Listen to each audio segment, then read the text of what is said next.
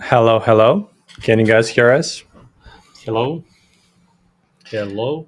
Can we get some confirmations from you that we have the sound and that everything is okay with the link?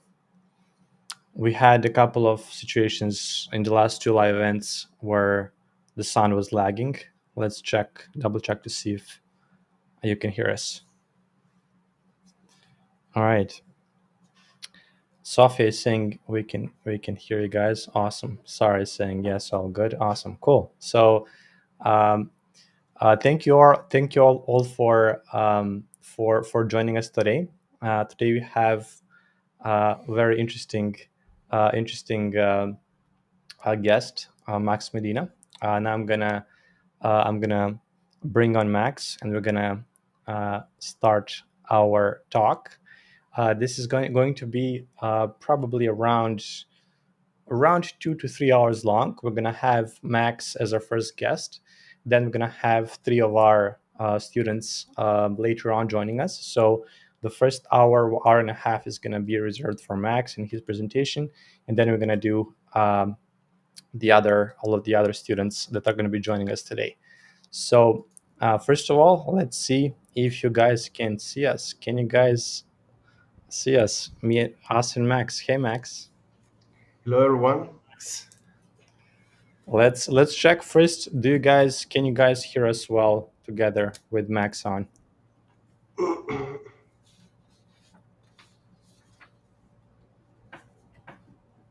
We have first Awesome. confirmation. Yes. Yes. Cool. Awesome, guys.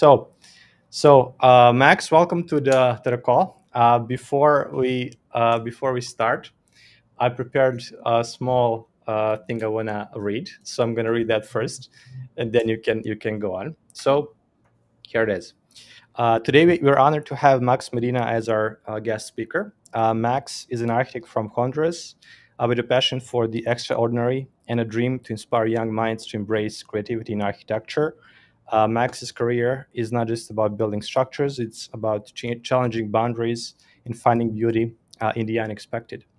Since starting his journey in architecture, Max has always been a dreamer, believing in the magic of architecture and its power to tell stories and challenge norms. His work is inspired by space, drawing a deep sense of wonder from the cosmos, which is reflected in his futuristic designs. Currently, Max plays a crucial role in the architectural field. At Prospera, he focuses on the intangible aspects of architecture as director of architectural projects. And Max is also junior partner at Lava Architects, or Laboratory for Visionary Architecture. Lava merges future technologies with the patterns of organization found in nature to build smarter, friendlier, more socially and environmentally responsible future. Lava also combines digital workflow, nature's structural principles, and the latest digital fabrication technologies to build more with less.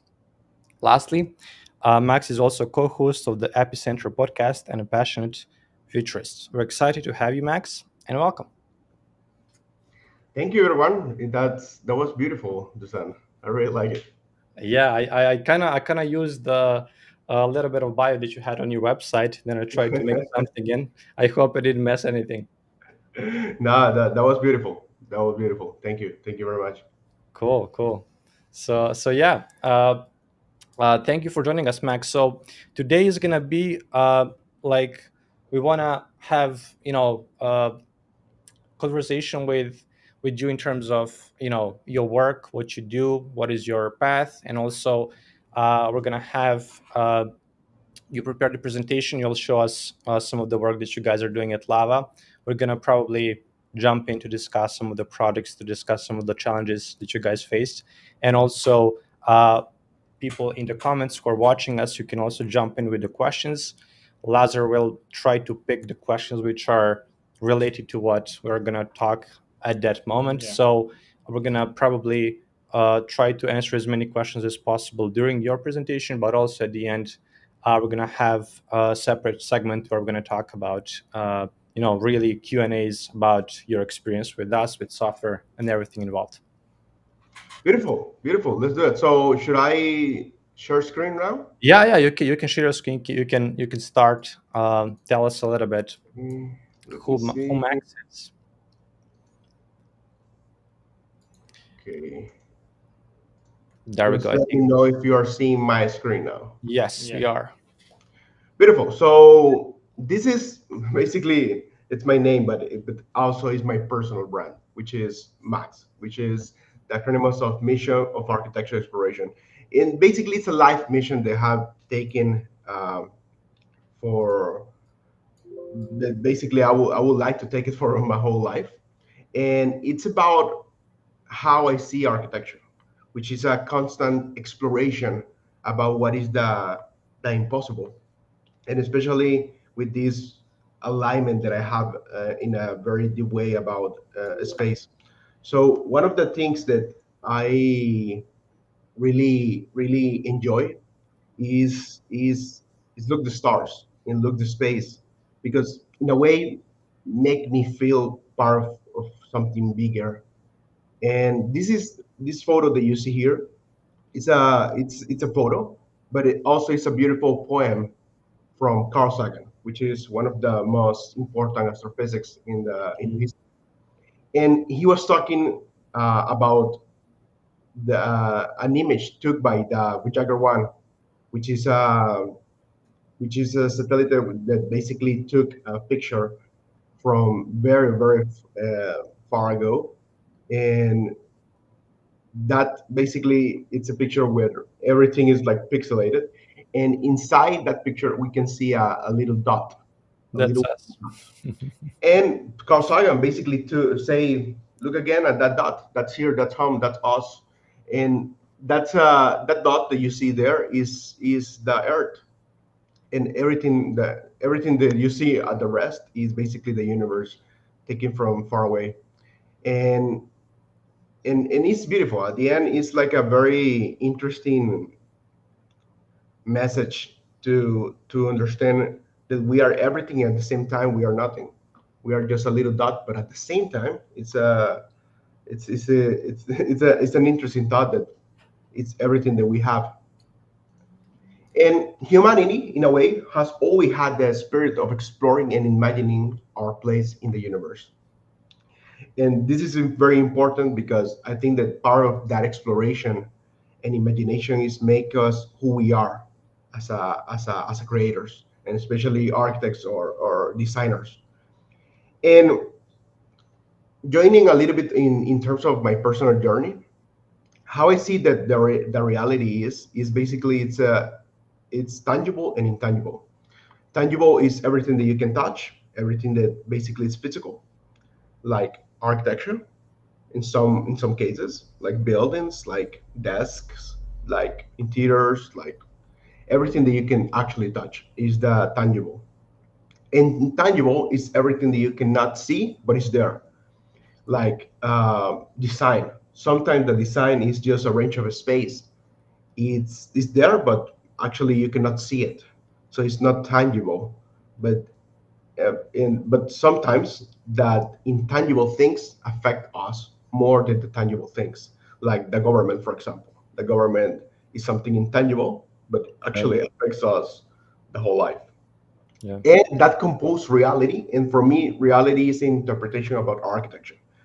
So I will start with something intangible, which is how I start my journey in architecture. So when I was student, I have the privilege to be a very hungry student, in terms of I really was asking me the right questions about should I be naive of the things that are happening in our world? Should I be um, basically just used to the life that architecture can give us, or should architecture can be more of what we expect that it can be? So in that intangible process, I was asking me a lot of deep questions about myself, and what is going to be my role in the architecture world. And that led me into the path that basically I saw that the impossible is actually impossible to exist. And I think that in terms of the things that we can actually done, is everything is is is just a one step away of believing in it. So one of the things that I start doing is that I start giving a lot of presentation and a lot of leading a lot of efforts in the academia, and I became president of architecture students in my university for 4 years, and later for the president of architecture students of Honduras. And in that path led me to say, hey, I really want that my people, in this case Honduran students, wants to have this approach with international guys. So that led me into a path to create my own journey about what is actually possible in terms of networking and in terms of connections. So that led me has led that path has led me into know one of my biggest heroes, from Bjarke Ingels to Daniel Levensky, from Wolf Briggs to Young Nobel. So a few of them actually just You met all of them, man. yeah, I just took a picture with some of them, but some of them also became friends and have really advised me in that intangible path of who would like to become and who would like to be in the architecture path. So it's very wise to actually understand what is the actually intangible gain that you can have from these experiences, and also from the team. So joining a little bit of lava is part of these blessings. Lava has been a beautiful platform, not only for me but all for all the people that integrates lava. So we are a team that it's in Stuttgart, Berlin, Ho Chi Minh City, Sydney, Parma, Honduras, and we compose a very uh, multicultural and with a lot of generation, very a lot of architects with a lot of passions about what the future looks like. And so LAVA is the acronym of Laboratory for Visionary Architecture. And our core philosophy is about nature, humankind, and technology. Basically, if we combine the three of them, we understand in a deep way of how we can translate all the knowledge that nature can give us to us and translate that into through to the humankind through technology. So technology is a very important thing for us in our path. And our three founders is the it's Chris Voss, Alexander Rick, and Tobias Walliser. Basically, three Germans that has been very um, passionate about architecture and very visionary about how the architecture looks like, and they have been the leaders in the industry for a long time ago, and they found this beautiful platform that I have the privilege to be part of it. And we have won a couple of trophies along the career of the 17 years that Lava exists. And we have done from architecture to master planning, urban design, landscape design, interior design, exhibitions, installation, product design. So we have in course in all the paths that architecture can offer to us. And I think that that's a good sign that architecture it's a very interesting career because it allows you to explore everything that the intangible and the tangible can offer to you. And I will in this lecture I will discuss a little bit of what we have done of selecting a few projects going from a singular project to basically out of the world projects. And this is a couple of buildings that we have done in our career, and it's very cool because we have the possibility to work in different scales of projects. And one of the scales actually doesn't matter because it's the quality that it actually matters. So the better residence is one of the coolest project that I have involved with, because this is a very there is this thought in architecture that only the rich people can hire good architects, or even only you need to have a lot of budget to actually do good architecture. And I think that that's bullshit, because architecture, it's about it doesn't care about money. It's about quality in how an idea can transform the people's life. And in this case, this is a social housing pilot that we did in my country, in Honduras, in a beautiful island. And it's actually to make a very easy way to build things into a project for local people. So, and this is kind of interesting. Everything that you're going to see here is developing in Rhino. And the Rhino has converted into our common language between the offices. And I think that the most offices in the world, and all the offices that I have the privilege to get in touch with, all these offices use Rhino as a common language, because it's almost like English now for architecture. English used to be AutoCAD, but now I think that it's Rhino for a lot of reasons.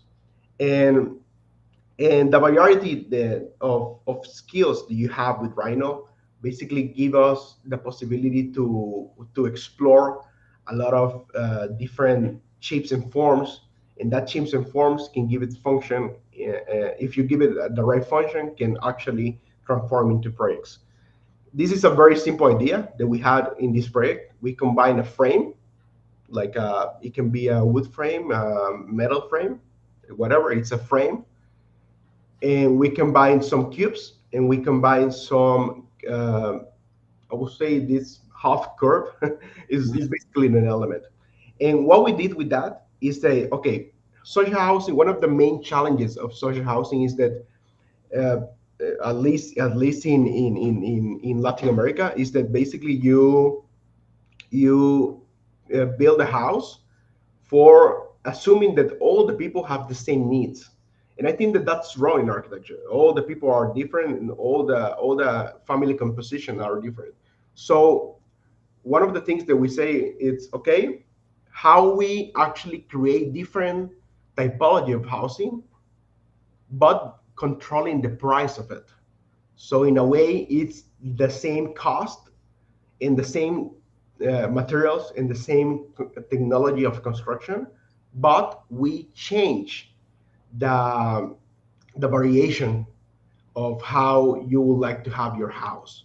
So we start playing with this with a little bit with Grasshopper to have different integration of how you arrange the boxes and the frames and the half curves, and we create a variety of different typology housing. So you will see now a pilot that we actually built.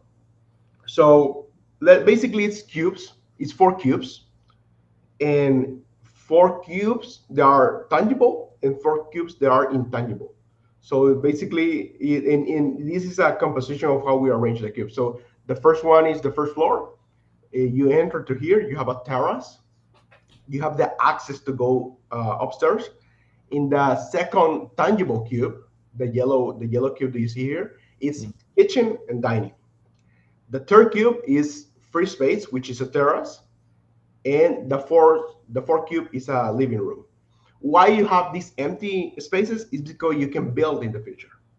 So you can build in a very cheap way, and you can increase your house from having a very small house to having a huge house, basically the double of your size, of the size that you actually have, just by closing a few doors. And all this is because the design allow you to have those kind of interactions. So if you go upstairs, you will find a terrace, and then you will find a master bedroom with a bathroom, and then you will find a little bedroom for children's, Or or guests. it can be in a studio if you want, Yeah. and then a terrace. Yeah. So we built two pilots. You can see here that the landscape were amazing. Like you have the ocean, you have all the trees, and then you have this little residence. And all that you're gonna see there is basically built by locals. It was extremely cheap to build. Even the furniture, all this furniture were not buy, wasn't buy Hmm. from local store. Like we actually did it.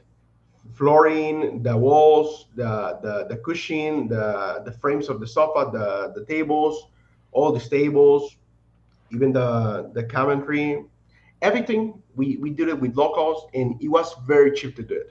So just by making some number assumption, we were 70% more cheaper than any other construction in the island, just by giving a very easy tools to the builders in terms of just creating a frame of these dimensions and close some doors. It was very easy to do. It was very cheap to do. It was very fast to do. Max, sorry for interrupting. We have like a short question. How much did Yeah. it cost? Can you share that or no? Like, It actually changed a lot. So in because I can say the number. It was like 30. This one it was like with all at the end with everything like furniture and installations and everything was like around 50K. But it's because the building in this island is very expensive, um, but but price per square meter were very cheap. It was like around $400 per square meter mhm, compared to the prices of the island. It's insane. Like for yeah, in the island we have prices right now of $1,000 to 1,500. So yeah. it's the difference of prices is always changing, but in terms of the gap there were between these type of houses and the products that you can actually get for these prices is kind of And then interesting. what year was it built in? This was built in 2021. 21. Mhm. Yes, After the. yeah, after the COVID.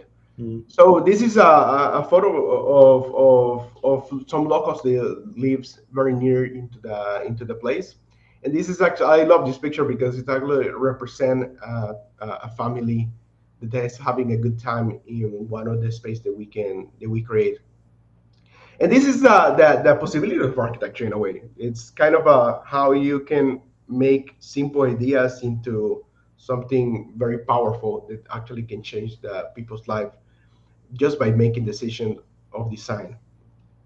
Going a little bit in more scale, we have this master plan, which is kind of a prototype of a city that is and we have this idea of cities that the city should actually grow and should inspire nature just as some ecosystems. For example, let's think about coral reef.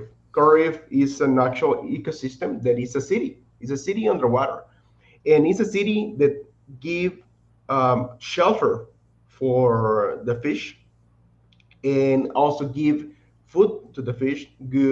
Give a transportation system. It's so the corals are buildings that are alive.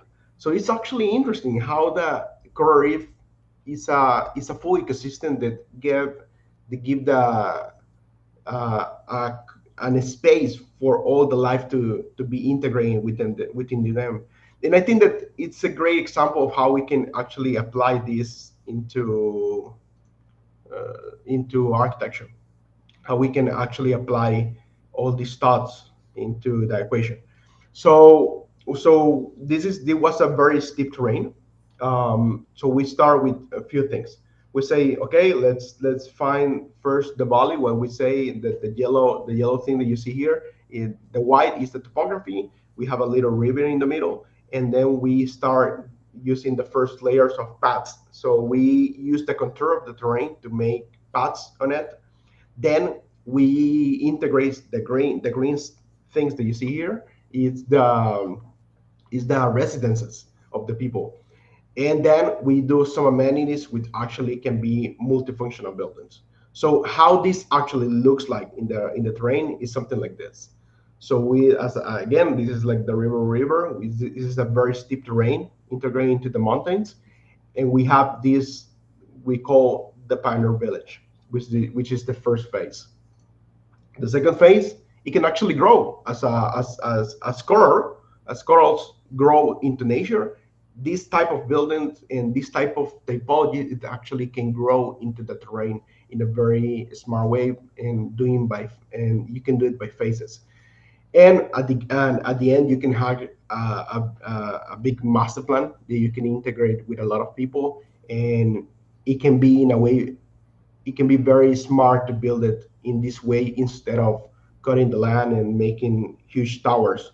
You can have better approaches just by replicating the nature and into the and putting nature into the equation. This is a top view. Like again, all this generated in Rhino. You can do very cool shapes using simple skills. This is a screenshot for Rhino.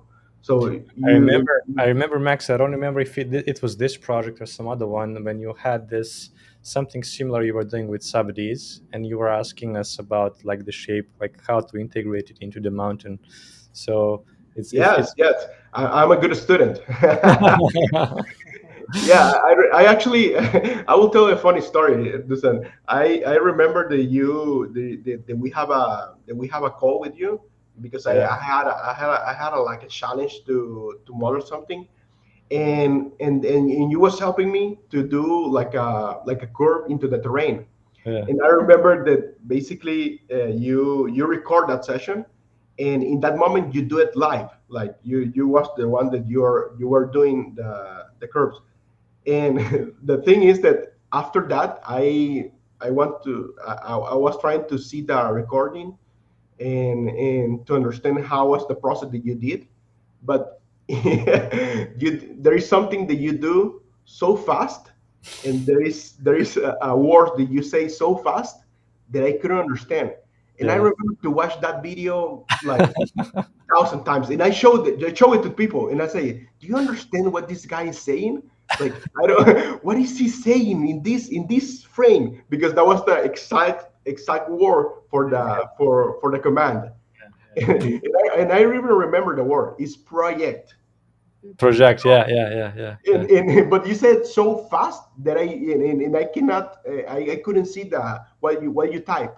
yeah, And, yeah. and it was insane. Like Yeah, that happens. Sometimes we put the names of the commands on top. Sometimes we just record a video. So it kind of depends, like which video you saw. But yeah, we like usually that's the process. But now when I hear this, you should have asked me, man. You should have Yeah. asked me like just no, no, no, teach. no. We didn't have the confidence at the time to Yeah, usually for the lessons we always put the name of the command, but for that kind of live recordings when we help to our students, we don't, Put the comments. Yeah, we don't we edit the had video. we had one funny story like on the first live event we were discussing about subds and how to select the edges of subds, and like you need to hold control shift then click and then alt then double click, and it was Yeah. like it's a lot of clicks on the keyboard to select the whole thing. Yes, yeah, and yes, especially when you're starting, right? Like you don't yeah, understand fully what you Yeah, what exactly. you're doing. So no, but it was good. And at the end, when I get the word, it was like very easy. And yeah, Yeah, it was a live session. So yeah. don't Max, worry, you guys are great teachers. And now that you have the platform, I think that that's a very smart way to actually address these kind of things, because a few days ago I asked one of the things, and you guys reply like in minutes. yeah. And that ability to actually respond so fast is something unique that I don't think that any other platform has, at least what I have seen. yeah, Good. And yeah. continue a Sorry, little Max. bit. Sorry for interrupting. We have a question. What is your total years of experience? This is sorry. From Since I graduate from the university, it's 6 years. I Okay. graduated from university 6 years ago, Okay. five to Thanks. 6, something like that. Thanks. But I start early. Like when I was studying, I start to getting involved with all these kind of things in a way. So it's a little bit more. No, Like, yeah, because we are kind of amazed. You know, you met all of the star architects already. No, it's I have been very lucky, and I have been very privileged to have this kind of opportunity. So it's Awesome, I awesome. think that when you have the opportunity to have someone, it doesn't care who it is, but if someone is wiser than you, I think that you need to be very wise to shut up and listen what these people are saying. So in a way that is pure knowledge that you don't have second chances to learn. We have also one more question from Sandra. She's asking, are these types of renders also made in Rhino? So these ones are this is a Rhino. This is Rhino with an image basically. Or There's a like, Rhino with image and then these topography lines in Rhino. So it's kind of a combination between Photoshop and Rhino, but it's kind of a very it's a Uh, screenshot with some texture. and how about the previous renders, these perspectives that you show on that Yeah. topography? No, those ones are I think they are not in Rhino. Of course, using a Rhino model, but from from what I remember, it's not made in Rhino. probably Max or something. Yeah, 3ds Yeah, Max. probably Max with Corona or something like that. yeah. Okay, Um, thanks. so yeah, so I was saying that this is come back into the topic of the project. This is a very interesting typology of building that you can actually put on top of land. And as you guys will know, it's interesting how the topography of terrain really affects the composition of a building. So it can be very very expensive cut the land and put retaining walls. So in a way, we try to minimize the affection and be sustainable in the process. Use local materials, but at the same time be very um, futuristic in a way, with trying to interpret our way to see the world into architecture. This is a few um, typologies that they are going to show. For example, what the hell is these cubes? Is a typology of housing, and then those housing you can see paths between the river. Then you can have this housing that you can do by faces into the land, and then you can have on top of those little mountains a few buildings that it can use by it can be mixed use building. For example, the typology of housing is very interesting because it's models, and this is models that you can rearrange for different ways. This is and actually you can transport it into the site in a very easy way. So you can prefab these models by using cross-laminated timber, and then you can transport them into the site and assemble into the site, and you can do it by phases. So in normal residential projects like towers, you cannot do these kind of things. You cannot build like three houses and then build the rest later. You need to do all the houses at the same time.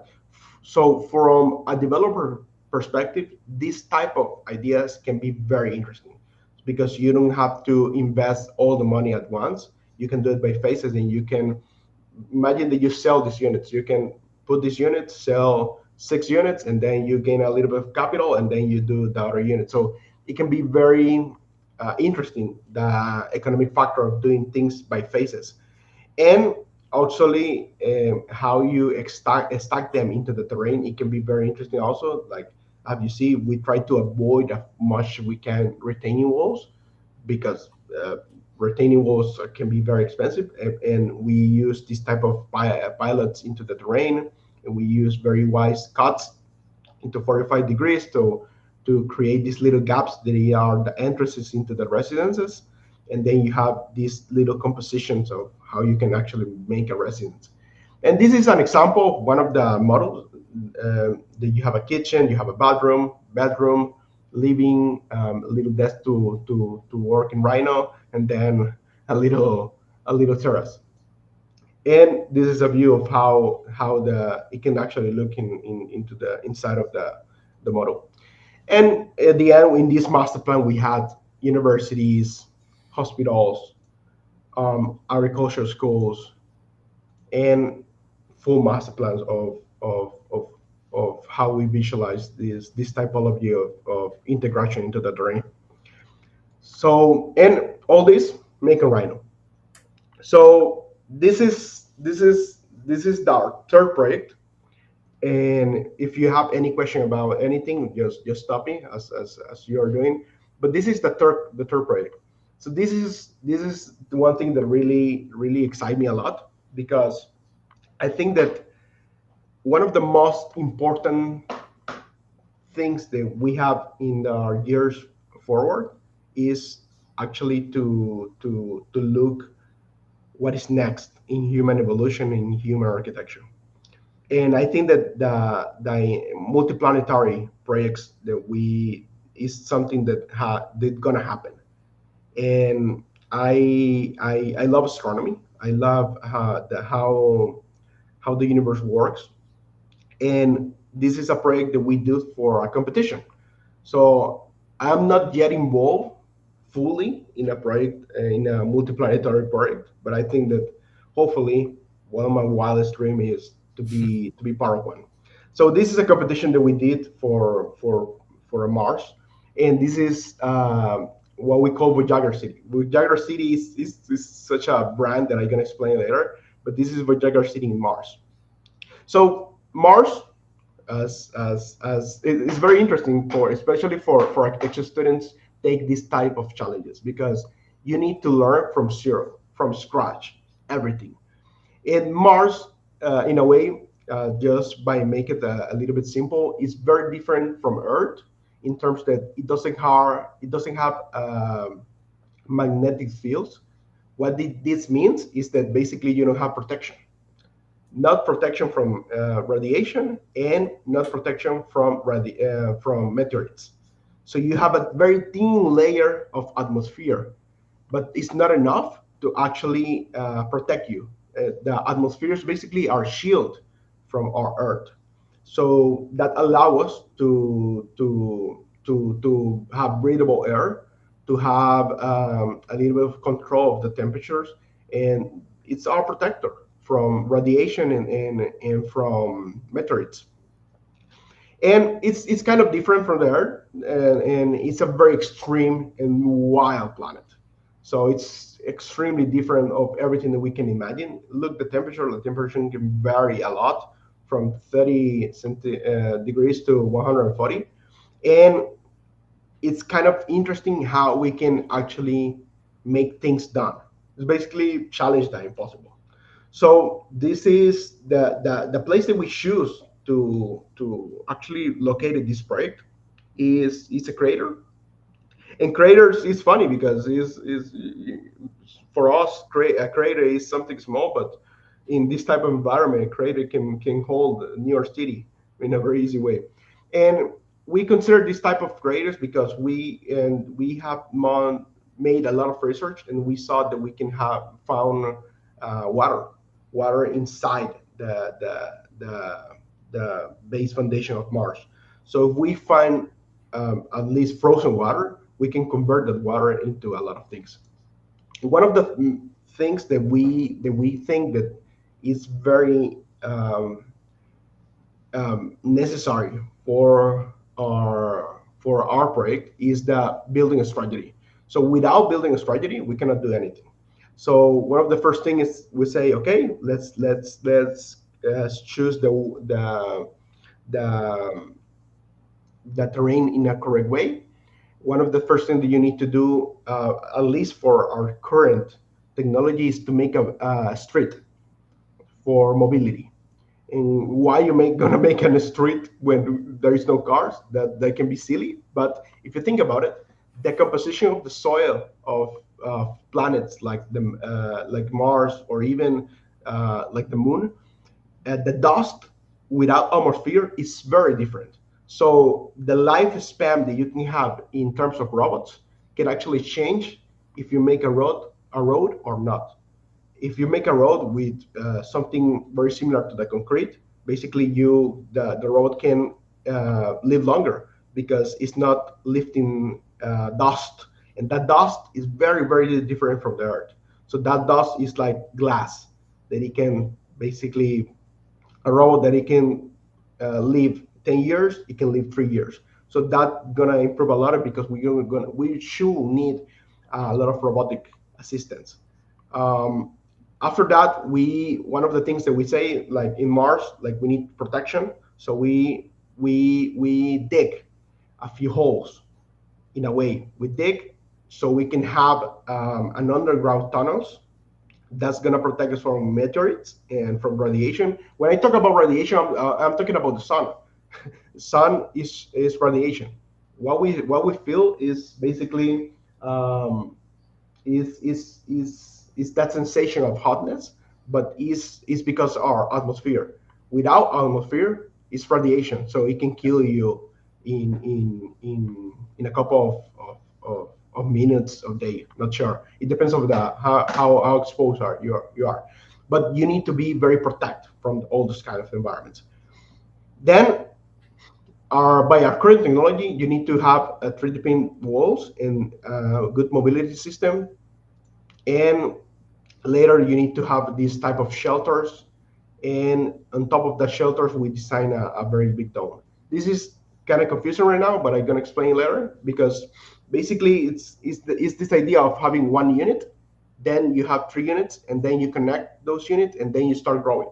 So it's a type of typology of building you can actually grow. And one of the main things that you need to do is to be sure how you're going to build this. So we use this typology of circles, which is maintain the pressure and the resistance in the balance.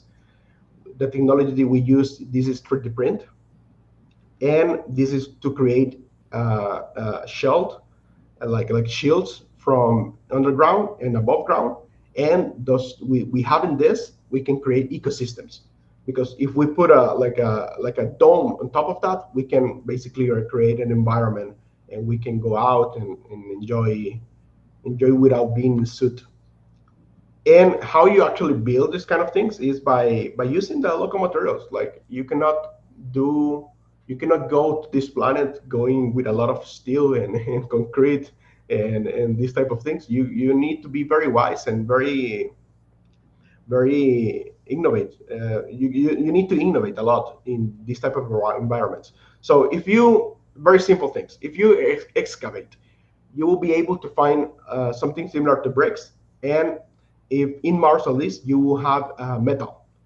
So it can contain iron, magnesium, aluminum, titanium, among other materials. So if you work this in a very wise way, you can actually, from metal, you can make frames, and from bricks, you can create brick domes. And if you go mining, like you excavate more, the one of the things that you can find is water, and that's in regolith. Regolith is kind of the dust. It's like the earth of this environment. And with regolith, if you combine regolith with water, you can create concrete for 3D print, and you can do also cover the inflatables you can have. So if we send from Earth a few inflatables, they can go there, inflate, and then you can put like a regolith on top of them, and you create like a dome. So it's something very similar of what our ancient human history have done in very extreme environments. And this is a render of that we do for the competition. This is like an image that you can see Mars, a little image of a human in with a lot of typology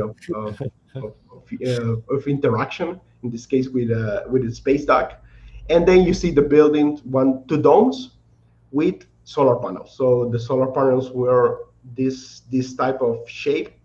All these were made in Rhino. This type of shape, there are solar panels, and then you have the launch pad, and then you have all this connection between domes and all a full environment. And this is one of the plans that we did for how a first pilot will look like um, in terms of distribution. And this is a section of how you can actually see how this can work into the land. So this was a very interesting project. Again, this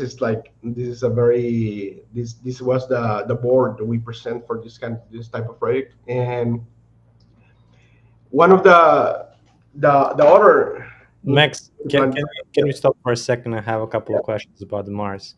100%. So, um, so first off, I'm curious, like, who was the organizer of this competition? It's I don't Wa- remember the name. Was it Mm. like was it NASA, or was it some like other type of like? No, it was another type. It was more from architecture competition perspective Ah, I than see. Okay, cool. actually. Cool. I see one mistake in your render. You put uh you put the wrong rocket there. Oh, actually, yes, you're right, but they are still testing Yeah, yeah. the actual That rocket. should be Starship, probably not Yeah, Falcon yeah, yeah. 9. Yeah, I noticed that, and I'm happy that you saw it. That means Yeah, that yeah. Yeah, you're fighting about it. it's amazing. It's amazing. I like the, especially like when you build for when you create competitions like this. It's kind of like you need to do a little bit of research prior to creating a project, because you need to understand all of these conditions and all of these like environmental rules about, what kind of materials are available there. Like, is there water? If there's not water, all of these conditions can actually influence the design, can influence the decisions you're making. So I'm also curious, how much time did you guys spend researching everything about the environment on Mars before you dived in? Um, Not too much, but I will be honest. Why is because I have a little bit of knowledge about this kind of thing, so Before, it was very easy for me not easy, but at least intuitive hmm to actually understand where to look the data. What data should I need to research? What things should we look for? So it was that kind of process to understand how the planetary environment works, and also we have good references. I know that Bjarke Ingalls have a project in Mars, something very Yeah, similar. that's what I was gonna say next. I remember that project, and I saw their type of like research as well. So you could see the research a little bit.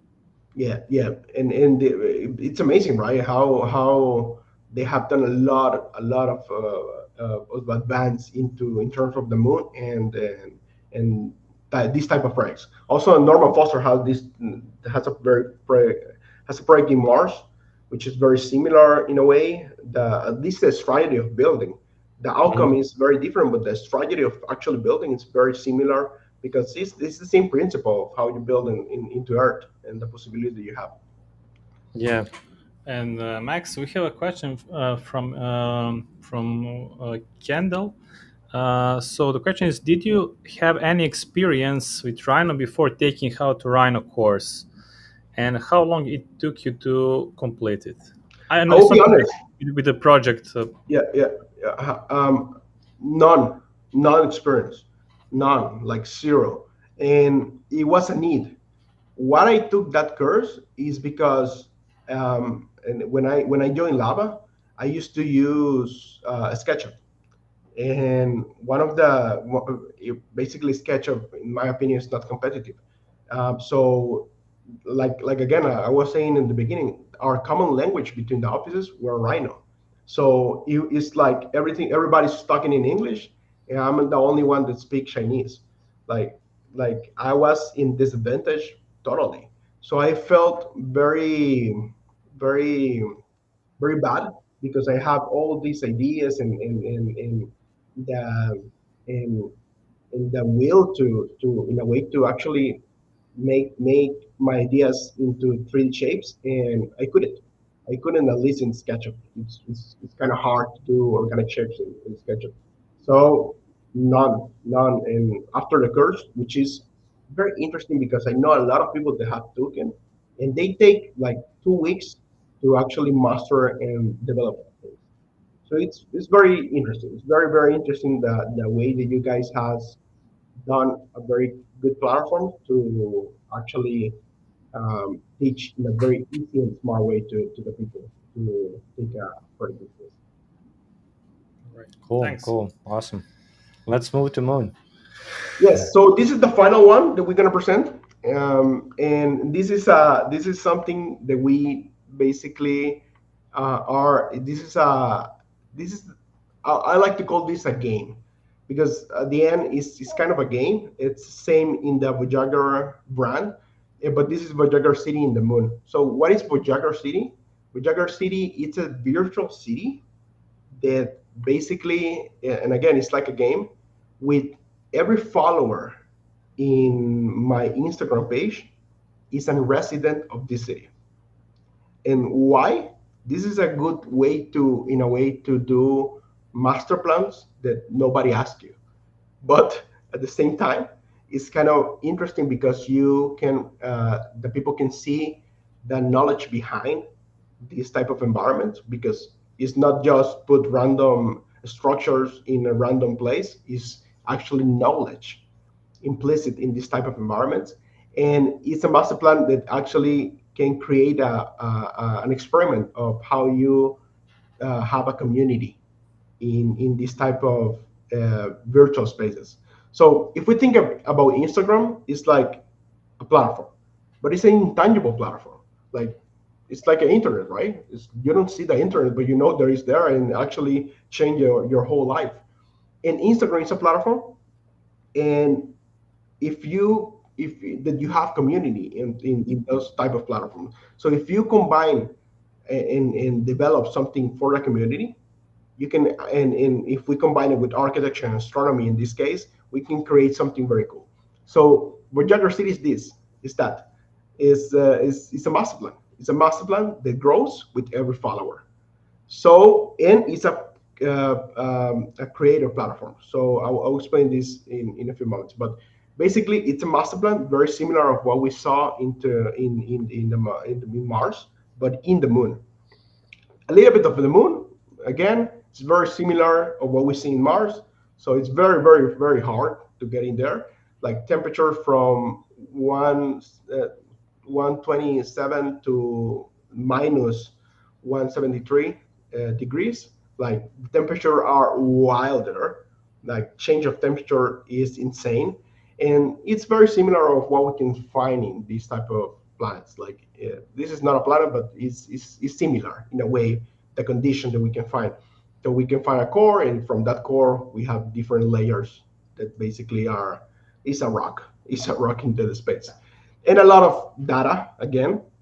Same resume. You don't have atmosphere here. You don't have a magnetic field, so no protection from meteorites, no protection from radiation, extreme temperatures, not breathable air, and basically it's you find a frozen water and you find a little bit of metals. So you can replicate one of the things that we saw in Mars.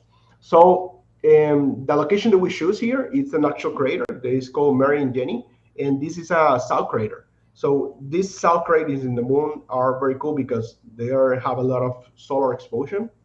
That's good and bad. It depends how you use it. But it's a crater that you can that some they have done some research on it, and they find frozen water. And basically, this is a photo of all the craters, a little bit more close, and then you can find a few things here. Like you can find, like again, South Pole with ice water. You have a little bit of flat topography here. You have lunar pit, which is possible to have lava to actually heat a few things, and then you have some solar wind deflection with for this topography, and there is a lot of opportunities here. So again, this is the same thing that they explained early, but in a different way, in a different representation. This is an isometric view made in Rhino. So this is you have if you excavate, you have metal and you have bricks. With that bricks, you can do dome shelters, and also you can create frames that you can metal frames with robots. And then if you do mining, you find water and regolith. With this, you can again convert this into concrete, and you can put these on top of inflatables and create these shelters, and then you can do regolith domes. And these are a few images that we There you can go. There's the correct rocket. Yeah, that's the correct rocket. Exactly. And this is the first phase of Voyager City. So I have a very small community right now, to be honest. It's very, very small, but at least it's a community that is taking care of it. And all the things that you see here, all is like different centrums. All these are like residence hubs, and in that residence hubs you will find 100 houses. So in a way, this is the whole community that is based right now, and it's a community that it's on top of these domes, and all these little weird shapes that you see here is actually residences for people. So every How do we become a part? We just need to follow you. just follow, and then you are a resident. So Dusan, you have a resident here Yeah, awesome, at man. your houses. So Cool. it's easy, right? Yeah, maybe you should also create a school community for this. That could also be interesting because that way you can talk with people. You can also make meetings. You can discuss future plans for Agree. the city. 100%, 100%. And I think that this is like real knowledge that you have here in real community. So it's not just imaginary things. And this is also a collaborative platform. So one of the things that I see here, it's a good opportunity to do projects that nobody asks you. So this is an example of a project. This is a project that I did with Carlos Badia. Carlos Badia is a very good photographer, like Mhm. one of the best in the region, and he has done photography for big artists, magazines, etc. So he's a big photographer. And I say, Carlos, let's do a collaboration. You take some photos of me trying to represent the moon, or the moon environment, and I will do your building into the moon. So we start that process of creating his building into the moon, which is this building that you see here. And he did this texture in his studio of like regular texture, and we do some session. This is a cool example of how you can make a collaboration in a very simple way. We make a video of this. It's uploaded. Also, this is for all type of collaboration. This one is for with a tattoo artist. Imagine this. We design a tattoo. This is Mario Sierra. He's one of the best tattoo artists in the. He's from Honduras, but he basically tattoo in all world, in the whole world. Like he is based on Madrid, and he do tattoos. He's doing a tour right now. He's in New York, Los Angeles, Miami, in Madrid, London. He's doing tattoo everywhere. So I say, Mario, let's design a tattoo. We actually tattoo someone. So we actually made put on top the tattoo of someone, and which it was our collaboration. And I say, let's do your building, your tattoo building into this Voyager City. So this building is located in Voyager City now. It reminds me of the. I don't know if you've seen the Star Trek, the Borg cube. I don't know if Yeah, you're yeah, familiar with that. yeah. It looks It, like, it, right? it kind of reminds me of that, yeah. And then you just like you place it there on the opposite direction. Exactly, exactly. Cool. And this is the third collaboration that we published this week. This is with a chef.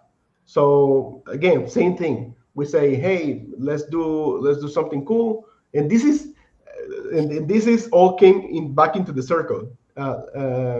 Lazar, do you remember Yeah, this yeah, shape? yeah, yeah, yeah. I remember. I remember. Yeah, yeah, of course. So, guys, for context, this is previously I say in this call that I had a question of how to do something, and I posted into the platform,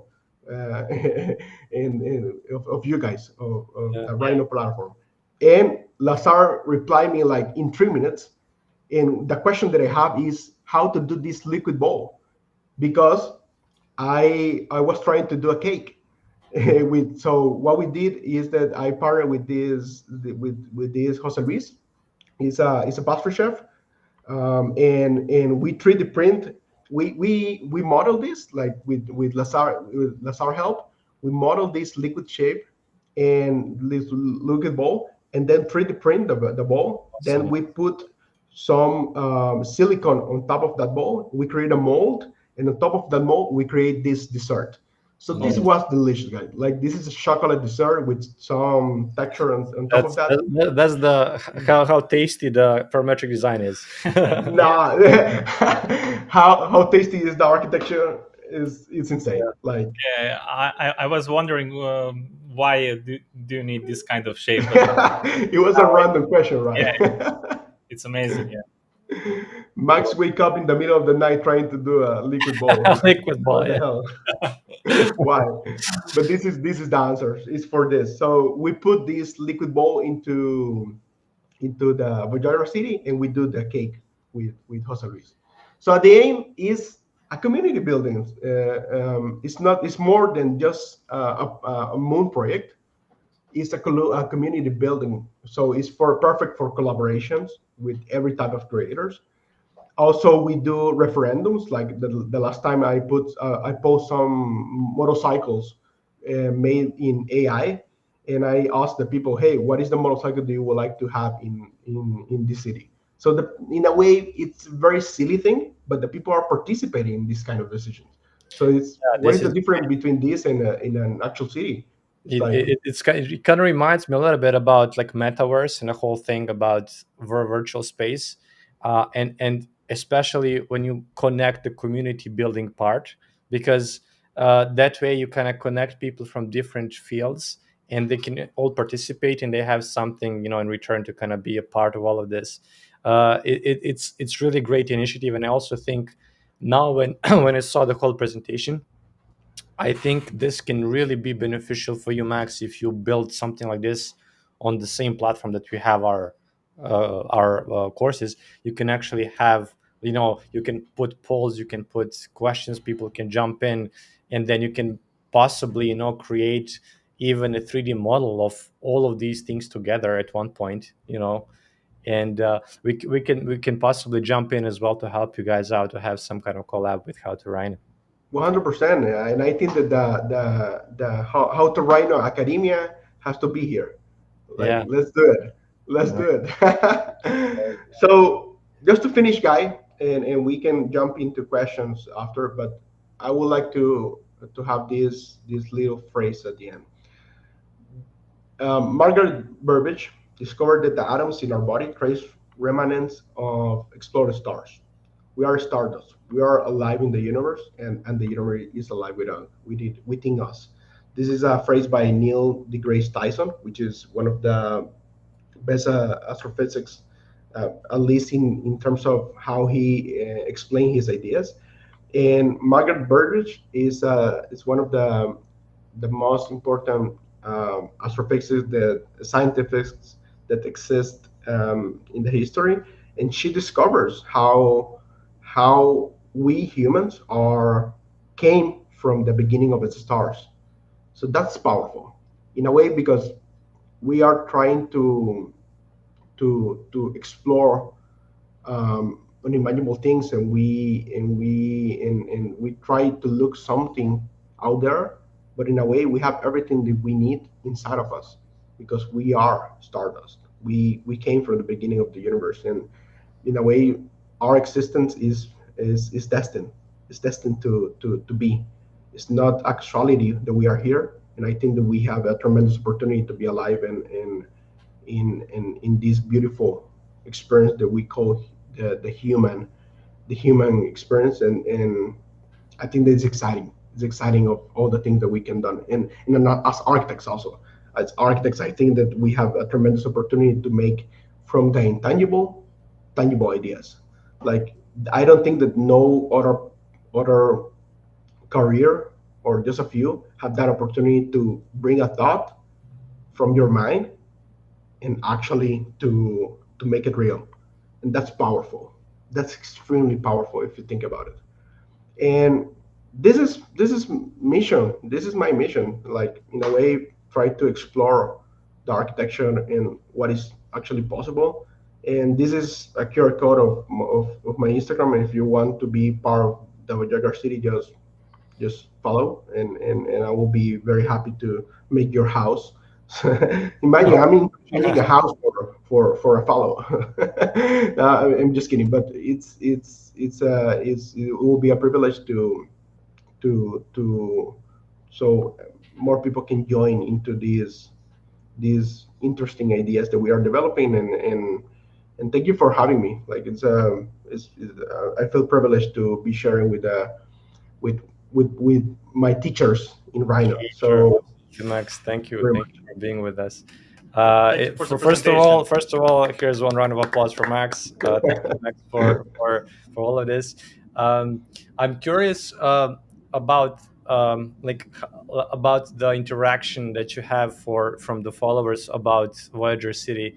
What is the feedback that you're getting from people?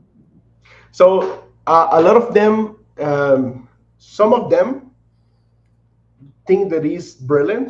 Some of them don't understand fully what I'm doing, especially in the videos where I do it with the photographer. All the people thought that we were making a building for him, and the people Yeah. were so confused. Like, what the hell? You're gonna make a building in the moon? So but it's a thing of explaining, right? It's not a easy thing to say, but is I think that is all the people think that is a very creative way to form community. And at the end, it is what it is. It's a silly game that actually represents a little bit of knowledge, and it's a cool activity to do in socials. Uh, Another question connected to the space exploration. Since you're following the whole things that are happening right now, uh, I also agree with you when you mentioned that you know space is out there, but also space is within us, and we're living at this point in time when we can see a lot of shift happening in the technology, in the design, in the especially for example, when you look back at let's say 90s and then 2000s, and then you see the development of how this technology is slowly evolving, and we are actually the generation of humans here who is witnessing the whole process, and they're witnessing going from analog to digital to futuristic and something that we watch in the movies in the past. So for me that's really inspirational, and I'm really happy to be a part of the whole generation of people who are possibly going to be the first ones who are going to have the base on the moon or on the Mars. So I'm curious about that, about your opinion. What do you think? Do we have realistic chances to see some kind of city or at least a colony on Mars or on Moon in our lifetime? I I am very positive about it. I think that we will see it, and hopefully we can be part of it. I am very close to some projects that are actually happening. For example, the project Olympus. The project Olympus is from Bjarke Ingels. It's developed by Icon and La NASA, and they are actually have a contract already with NASA to put in a structure um, into the moon. And one of the first things that they're gonna do is build a road, like I'll explain later, Hmm. in the past. And then after that they're gonna start sending robots, and they're gonna do the first moon base. That's a big step. This is a project led by a Colombian architect that is called Julian Campo. He developed it in big, and now he's with Icon, and of course Bjarke Ingels and the beautiful team that they have, with some amazing minds like Kai Uwe. They are developing this type of projects. I also know a few other initiatives, like SpaceX is doing an initiative with MIT, with a good friend that I have in from Ecuador. Is he's developing a prototype that is called Momo. Momo is a it's a cool inflatable structure that you can send it from Earth, and then the moon is gonna assemble by itself. They are working on that also, and also I know the guy from a space factory that he's doing developing the technology for the project that we're gonna do in the moon. And it's kind of cool. It's kind of cool. I think that we're gonna see it in less than 10 years. Um, at least we're gonna start seeing that we're gonna go to the moon again, and we're gonna start doing a few things. Yeah. And and later Mars is still far away, but at least um, um, people like Elon Musk is working on it. So at least we Yeah, know that someone is putting his mind into this type of project. So it's kind of exciting. yeah, it's really also inspirational to see, SpaceX's development of these future rockets that are going to take us there. So right now we're having, for those of you guys who follow, you probably know we have the Starship launch number 4. This is going to be like the biggest rocket ever created in the world that has the potential to bring a lot of cargo into space, and it's going to be completely reusable, both the booster and also the Starship itself. um, yeah, I'm also like really a fan of going to Mars and going to the new planets. But again, I don't see that the development and the expectations of Elon Musk are always very, very positive, and very, like his deadlines are like always very short. But in reality, it always happens. Like we call this Elon time. It's not going to happen as soon as he says. It's going to happen probably a little bit later, because of the involvement of all of this. One of the problems that he said, because that reminded me when you were mentioning the regolith, when you were mentioning the 3D printing on different surfaces, and also building the excavators and building the robots, and also building the technology to produce the bricks and all the material. uh, Elon Musk said that it like the idea is great, but the most difficult thing is actually not building the rocket. The most difficult thing is building the production site, then the production facility that's gonna do all of that. So that's the hardest problem. Like how you bring so much kilograms in space, and how do you organize everything to be as efficient as possible without almost any human interaction. Yeah, So yeah, I'm also positive. I also think it would happen. It would happen, but I think probably 10 years is maybe too soon. I would probably say 20, but yeah, time will tell. agree, agree. We have a couple of questions. Uh, this one, yeah. First of all, somebody asked, "What is the name of that Colombian architect you mentioned?" Yeah, the guy from Ecuador is Mateo Fernandez. Mateo Fernandez. Yeah, you can find it Mateo Ferfer Hmm. in Instagram. Mateo Fernandez. He's from Ecuador. He used to work in Bjarke Ingels, and he's now in MIT researching these type of things. Yeah, I Uh, saw you visited MIT. That was yeah, that, yeah. that I was was with Mateo. He sneaked me into the media lab. So awesome. thank you, Mateo.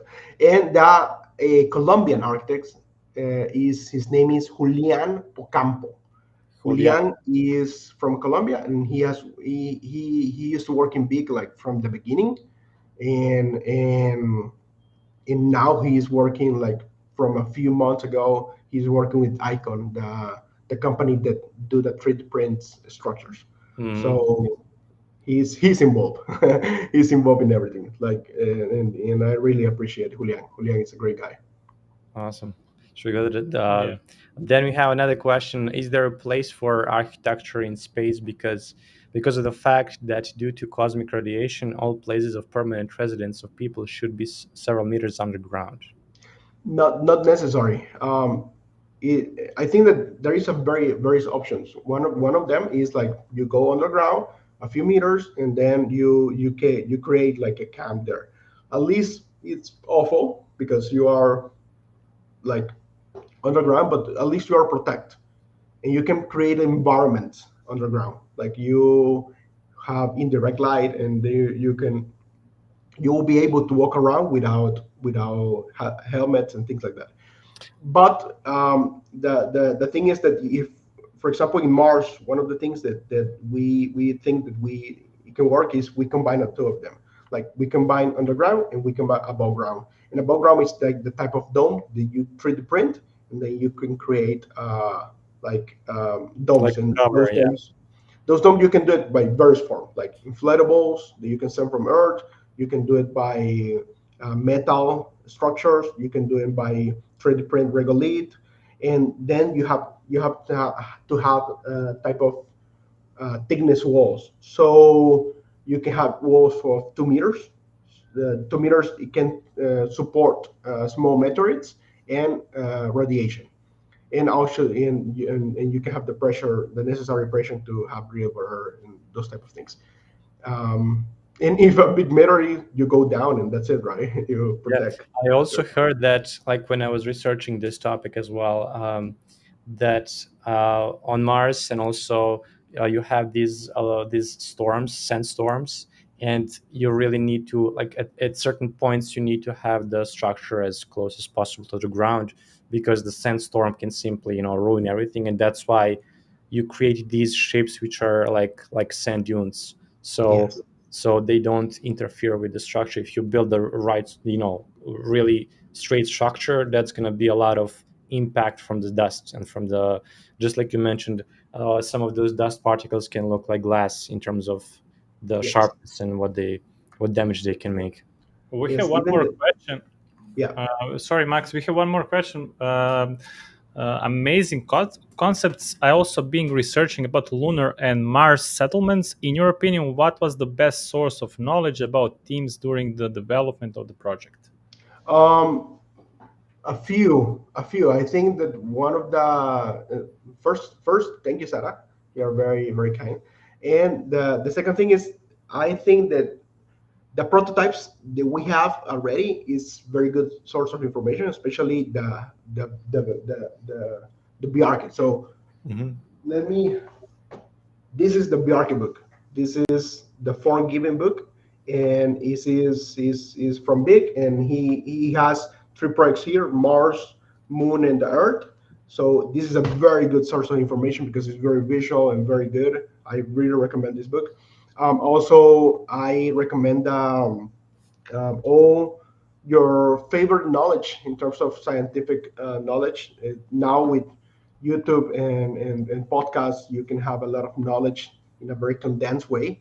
Neil deGrasse, for example, is a great source of information about how the space works. And then you use ChatGPT to ask the question. So if you understand first with a couple of courses how the planet works, you will be able to understand what is the question that you need to do, because you don't know what you don't know, right? And in a way, if you at least don't know what is the you know, but you don't know the answer, at least you know what is the question that you need to do. Yeah, That's a very big difference. the more That's you know, huge. the more you don't know. Exactly. So in a way, that there is a lot of information out there, and I think that you don't have to be a fully scientific and astrophysic to understand this type of Well, thing. we come back to this, the, like, I remember when they asked Elon Musk, like, how did you learn all of this about space, and how did you learn all this about physics and also the rocket engines and all of this, and he just said, I just bought all of the books and I read all of them, and Exactly, like Tony Stark. yeah, like I didn't go to the university for this, and like it makes. Exactly. One, we have a very interesting question here. Which architecture podcast would you recommend? Um, so there is a few. There is called Invisible Architecture. That Hmm. is very interesting. Also, there is one of the Creator podcast from a good friend that is called Giorgi, an Italian friend, and he actually has done a lot of interviews. And I used to have a podcast that is called Architecture for the Soul.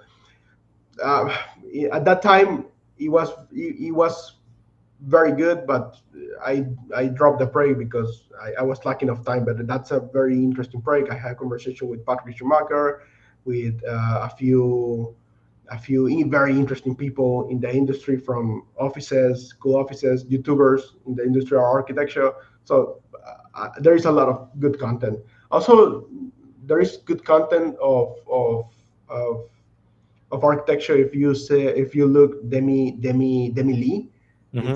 She's amazing doing content. Yeah, she is. She is. We know her. She has amazing videos and like short documentaries about. Yeah, she's amazing. Bless Ark from the Yeah, India. He's amazing. I was in a conversation with him yesterday. Also, if you want to do look for diagrams, you have Learn Up upstairs, which show it is better. Show It Better. Yeah, Stephen Rubio from Steven and Colombia yeah. and Oliver from Brazil. Those guys are amazing, very good friends. And yeah, you have a lot of information available. Awesome, awesome.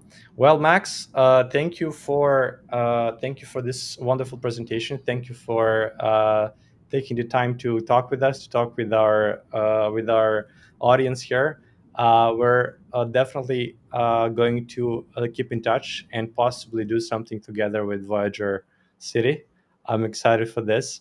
Um, I think we can create some kind of like an maybe mutual event where we can maybe have some of our students or some of our community members design things for the city, or we can do some kind of collaborations That would be amazing. That would be amazing. and yeah. Do you have any last questions for Max, or we're ready to move to our next guests? Well, let's see. Yeah, I think we mentioned. Yeah, I wanted to ask you, Max, one last thing regarding the, like you mentioned when you started working at Lava, like that you were using SketchUp, they were using Rhino, and then like you felt like you couldn't speak the same language, right? Because it was not you were not as fluent as possible.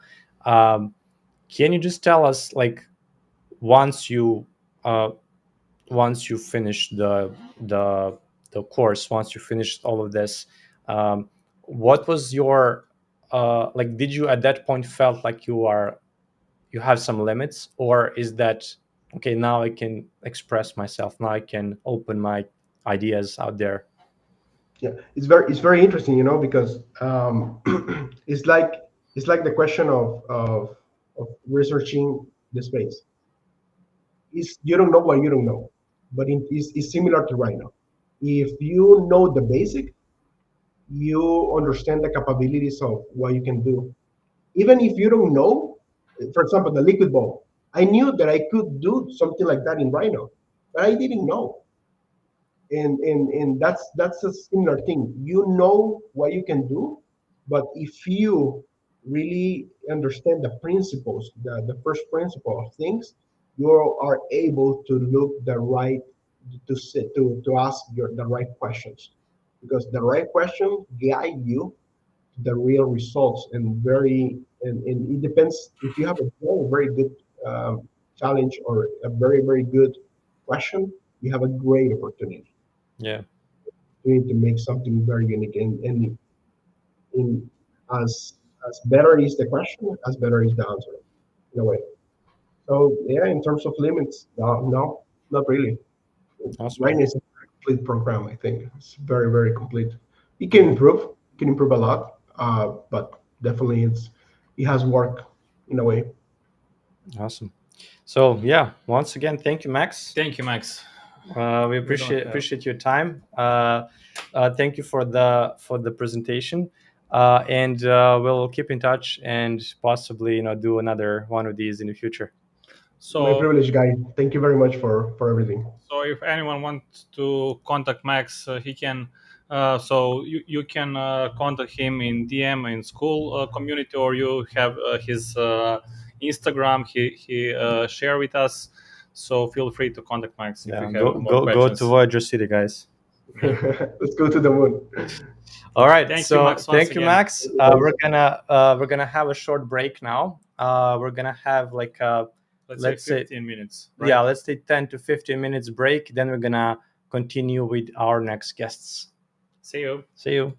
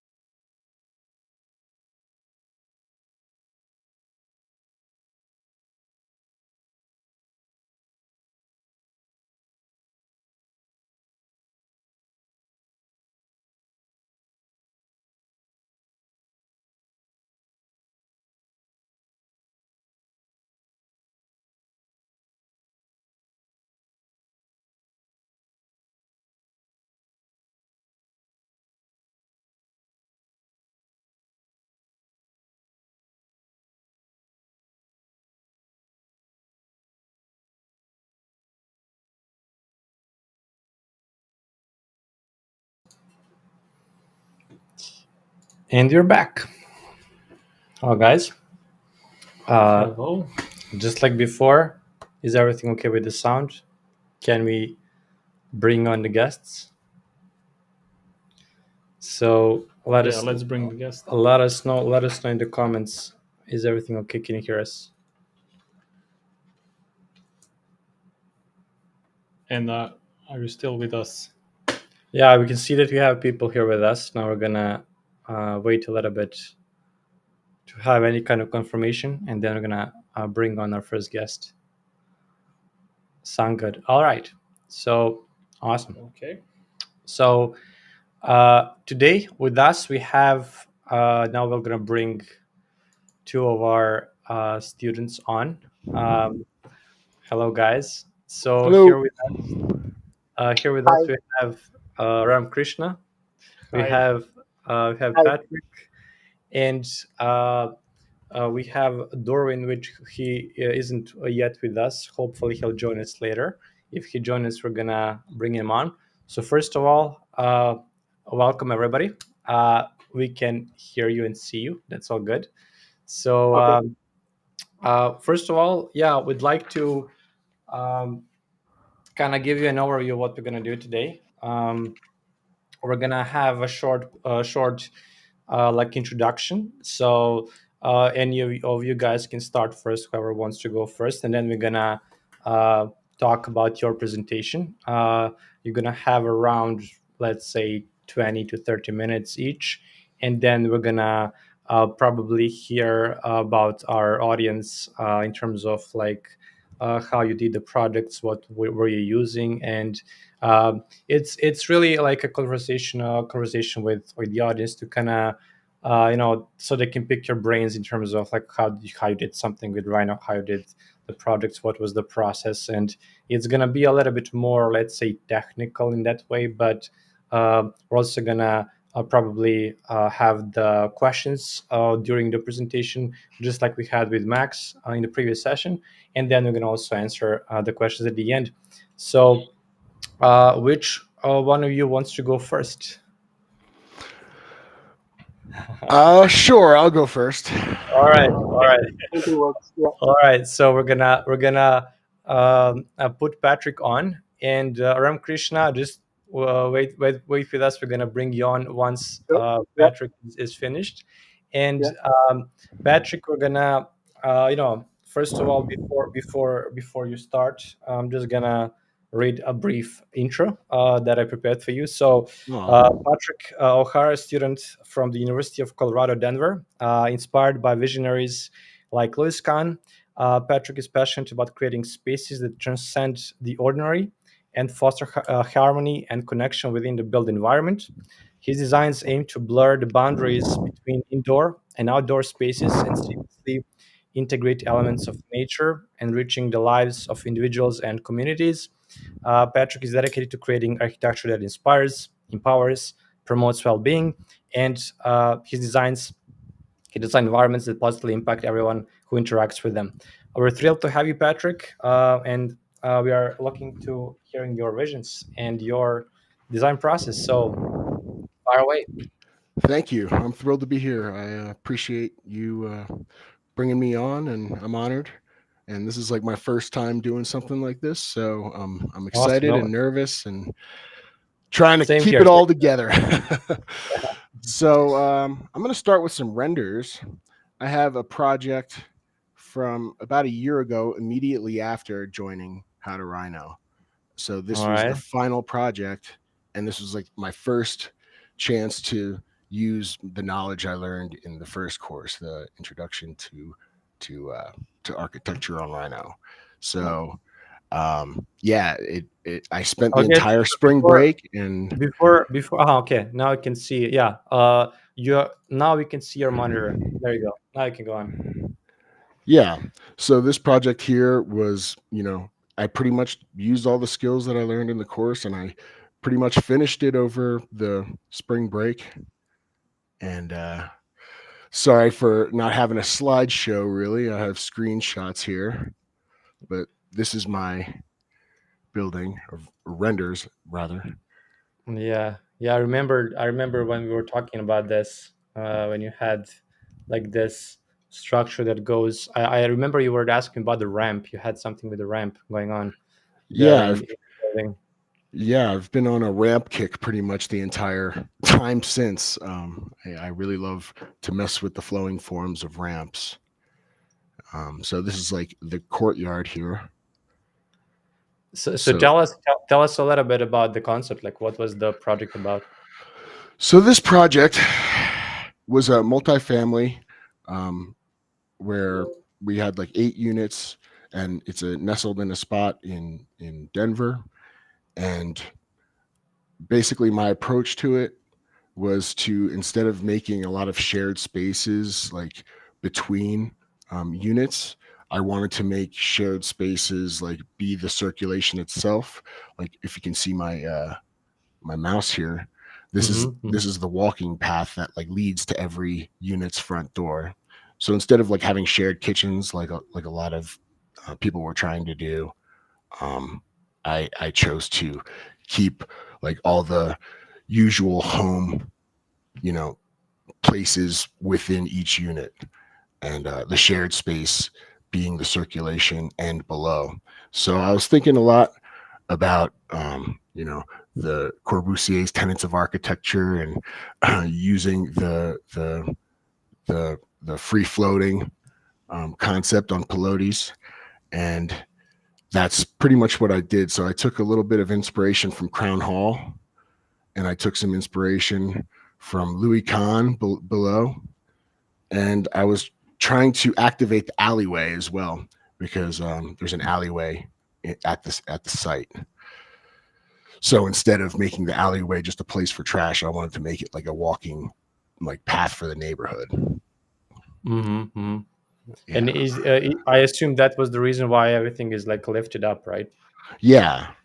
So basically, this is almost like a park. Like I just turned the Mm-hmm. entire site below the building into a park. Awesome, Yeah. awesome. Yeah. What were the challenges here that you had in terms of the like the design and also the technical part? Um. Oh man, this was a while I ago. A remember. year, a I whole remember. year. Yeah, I remember when you were showing us this file that the file was quite big. You Oh had yeah. a lot of drawings and also blocks, and that was all like in one big Rhino file. So Hmm. yeah, I remember that was the like sometimes when you bring a lot of blocks and a lot of information into Rhino, sometimes it starts lagging. Yep. So it's just a matter of how to optimize this file to be really usable at the end, right? Right. Yeah, I guess so. So that was that project. I have some renders from a more recent project. This was one that's been iterated upon as well. So this one here, let's move this out of the way. This is a nature center project that I've been working on. Yeah, so this is in Colorado. The site, it's an actual site as well, and Mm-hmm. it's Chatfield Reservoir, but it's this big park, and there's different sections of it, and there's more populated areas, and there's less populated areas, and there's trails, and there's like places where people park and kayak. So I chose a site within the park that was tucked away, barely used trails there, and I wanted to basically mm, play on the idea that a nature center inherently um, is problematic, in that you're making a building to view nature, and you're taking away from the nature itself. It's like taking a gouge out of the nature. So the figurative impact of that became literal, as I used underground pathways as a major aspect of the design. So let Mm-hmm. me pull up. This is the bathroom render, and yeah, so I modeled the spider mounts, and Spider I connections, yeah, yeah, cool. and everything was done in Rhino and V-Ray. I used V-Ray plants for this, but I used Lands Design, which is another plugin for like the For forest. yeah, yeah. How did that work? Did you have problems with that? Um, Oh, it's a learning curve in and of itself. So Yeah, I know that they have like a different type of flora that you can choose from, different type of plants, different type of like a oh library yeah. of models that. And the funny thing about this is that you can choose how you want to represent those models in your Rhino file. So in this case, it's like rendering, but you can also represent them as like a diagram, the diagrammic type of. So you can also create diagrams with lens design. It's really useful tool. Yeah, so I was really going for as photorealistic as possible. I wanted to really capture the sense of the forest obscuring the view. Like you can't have a long shot view of the scenery because it's so dense. And Yeah. I also had like many different forms because because they were isolated in view. When you approach one, you couldn't really see the form of the other. But that didn't really work as well as I'd liked. Here is the auditorium that I actually had under the river. So that Mhm. pathway between, you can kind of see it here, and you can kind of see this A-frame building here. Yeah, I remember this. I Yeah, remember that you were talking about the lighting, like how you achieved the lighting in V-Ray for this, because there is not a lot of artificial lights. You don't have the openings on the top. right. Um, yeah. Oh yeah. Here, yep. Yeah, I was working on that. And this I actually had under the river, so the tunnel, the path Mhm. went all the way down. And also, a big part of this was to make the ramps not technically ramps. I wanted to comply with handicap access, wheelchair accessible. Usually it's 12 feet, and we work in feet here. 12 feet horizontal for every vertical foot Yeah. is the minimum you need for a handicap ramp, but a walking path, which is considered anything over 20 feet or over in horizontal for each vertical foot. So yeah, there was some pretty crazy modeling. Like it's kind of hard to get this loop. This is Mhm. something that like took a lot of trial and error and figuring out. And we worked together on this too. You helped me out. Like Yeah. so Because go it's ahead. like sometimes when you have this kind of fluidity and fluid geometry and different inclinations, you also need to be, mathematically correct in terms of the angles. And then, just like you mentioned, like you have to have the ramp, which has certain inclination percentage. You need to follow the regulations. Then, like especially, it's okay if it's like a straight segment, but if it's a curved segment, it's a little bit trickier. Yeah. Um, cool, awesome. So yeah, what I would do is I would take the inside edge of the curve because that's going to be the sharpest angle. Mhm, That's going to mhm. be the sharpest incline. And I would take that line that I drew and I would extrude the curve, make a surface, unroll the surface so it's completely flat. And that's the length of the entire line that I drew. And Yeah, then after that, I would draw a line on the surface of the incline, 20 feet vertical or horizontal for each vertical foot, and continue that line, extend it all the way to the edge of the surface, flip the surface back up. Or yeah. actually, oh God, what is that command?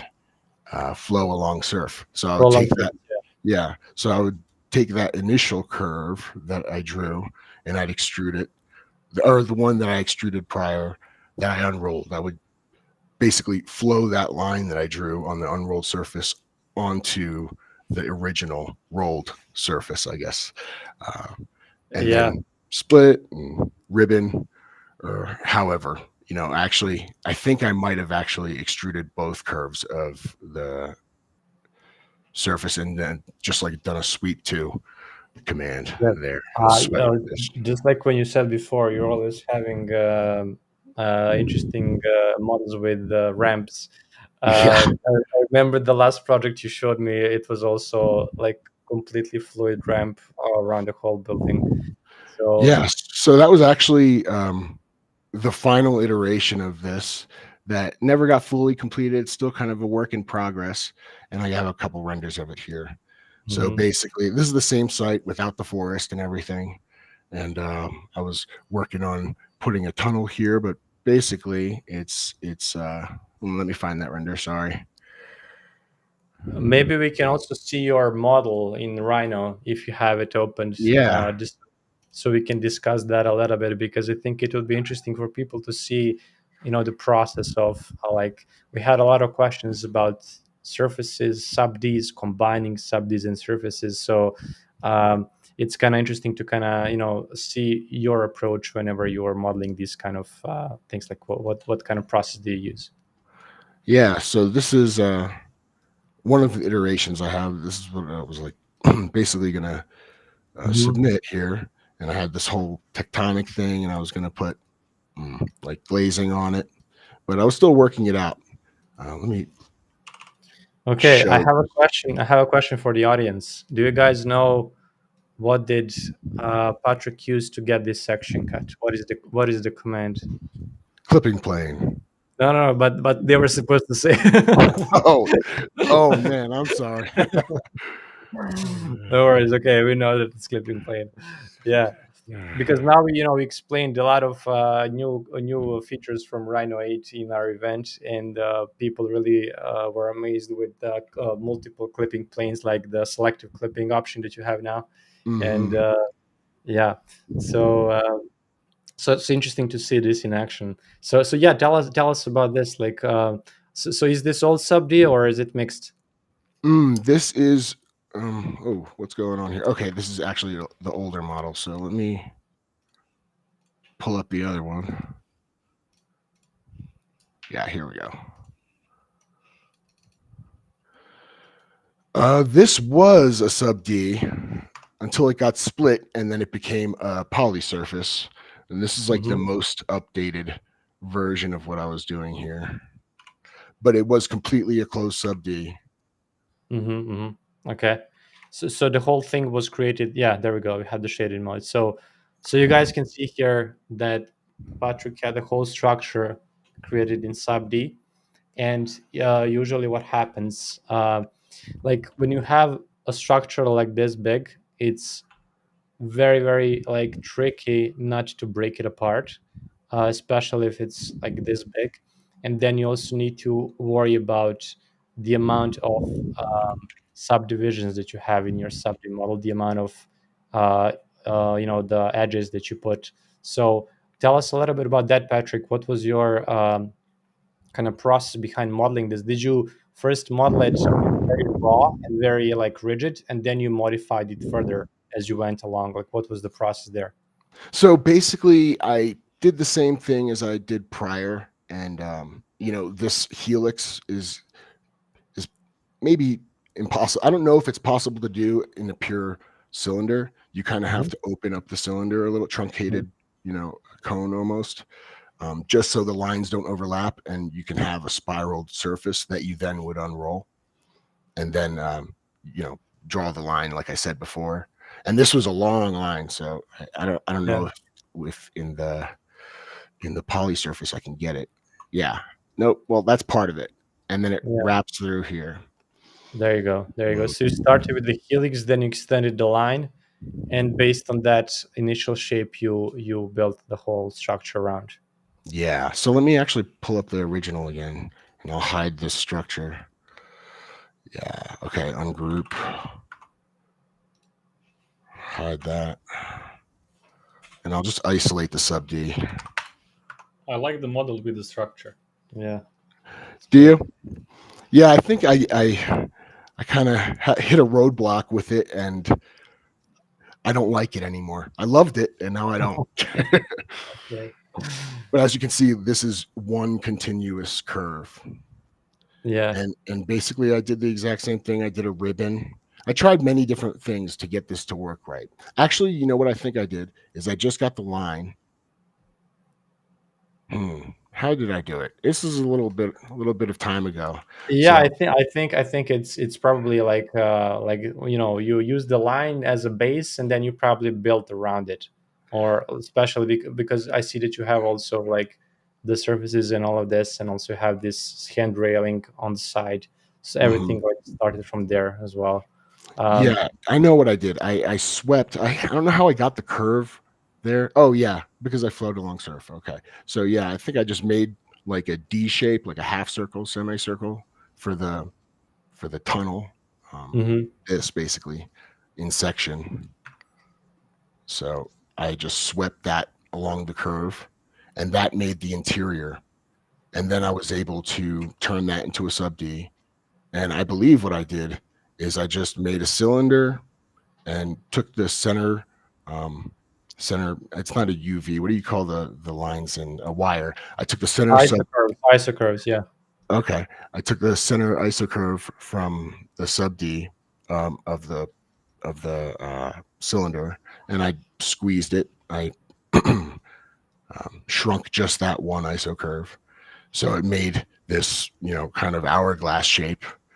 And I set the tunnel within that. So that's basically how I got the interior of it. And then it was just a matter of taking away faces at a time. I believe that's how I did it, taking away Yeah, faces at a have time, we have bridging. some people here. They want to see the section cut again. Can you show us Okay. the section cut again? Yeah. with Yeah. with the structure. I'll just draw a new one too.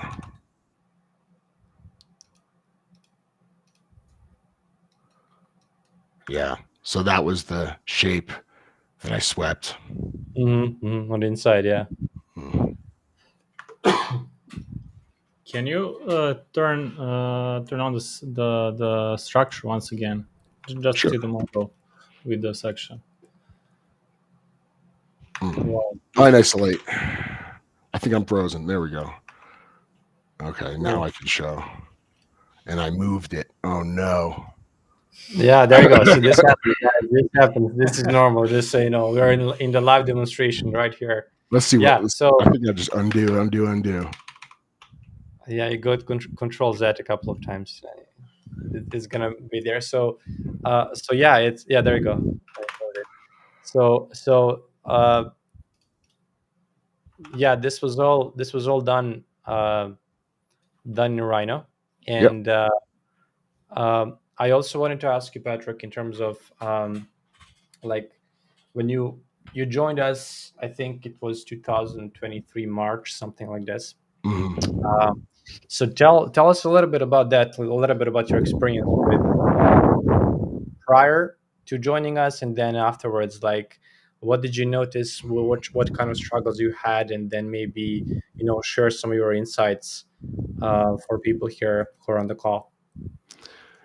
Well, I think I just wanted to be able to model what was in my imagination. Like I had these ideas and I didn't have a realistic way of making the idea, come to fruition. So I would make something that kind of did the same thing, but not exactly the way I wanted it.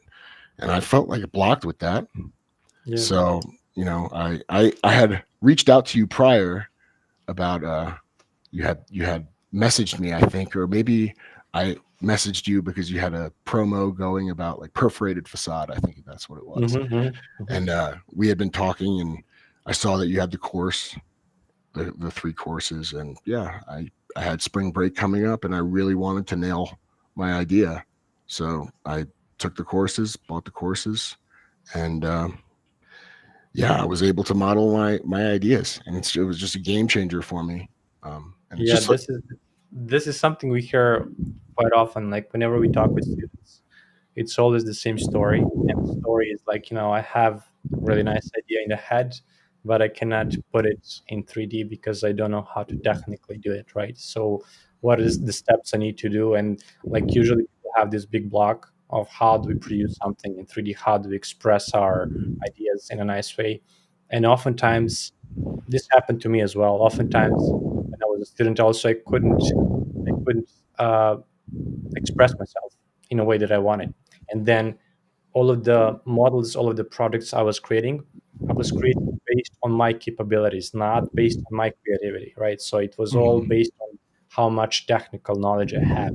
And the point that we want to really nail here is that you should not be bound by your technical skills. You should be they should just feel like hands, like handwriting, and actually using a pen and paper.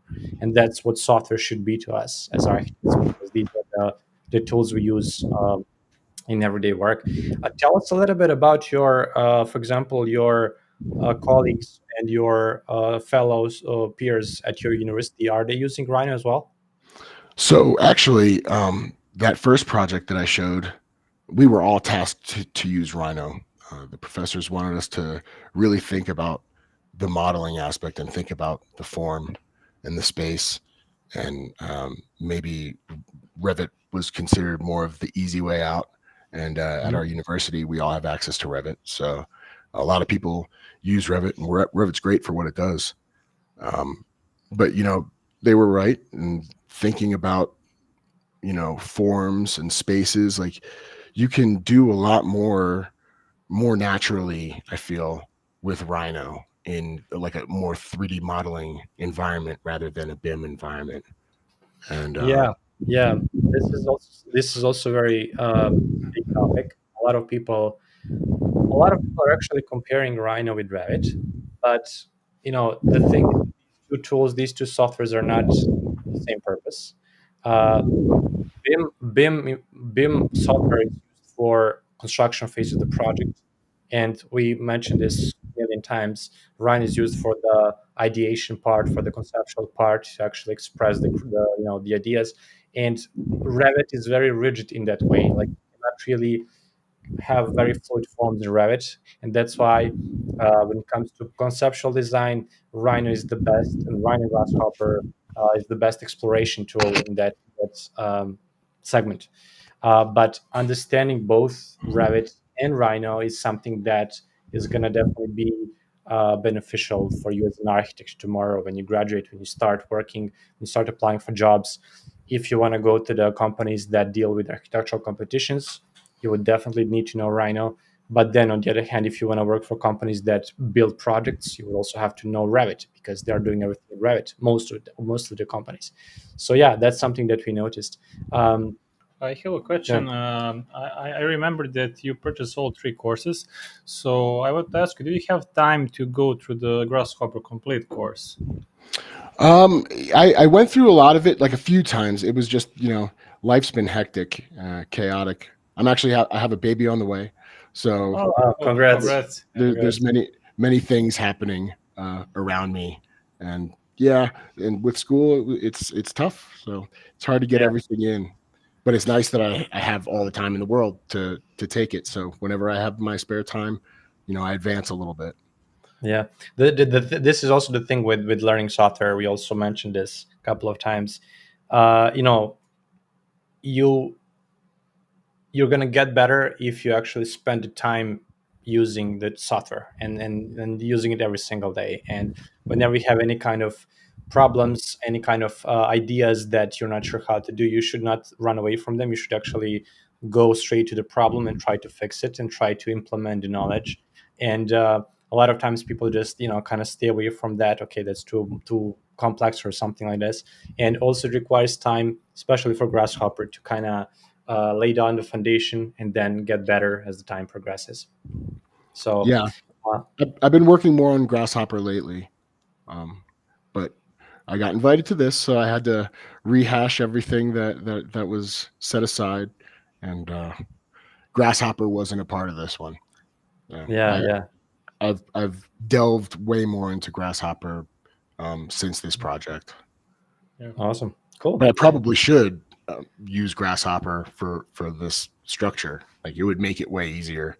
I Yeah. basically had to model each, like, radiated section individually, or one at a time, and then like these supports that I have here had to change, so I'd have to slide them up, and it's a process. And if you could just make an algorithm, if you could make a Grasshopper definition to do that, that Well, would yeah, be it's less. always about the approach. Like, once you know which approach is more efficient, you should go in that direction, and Yeah. that's just like the way that everything works. Okay, so do we have any questions for Patrick? Let us know, guys, in the comments.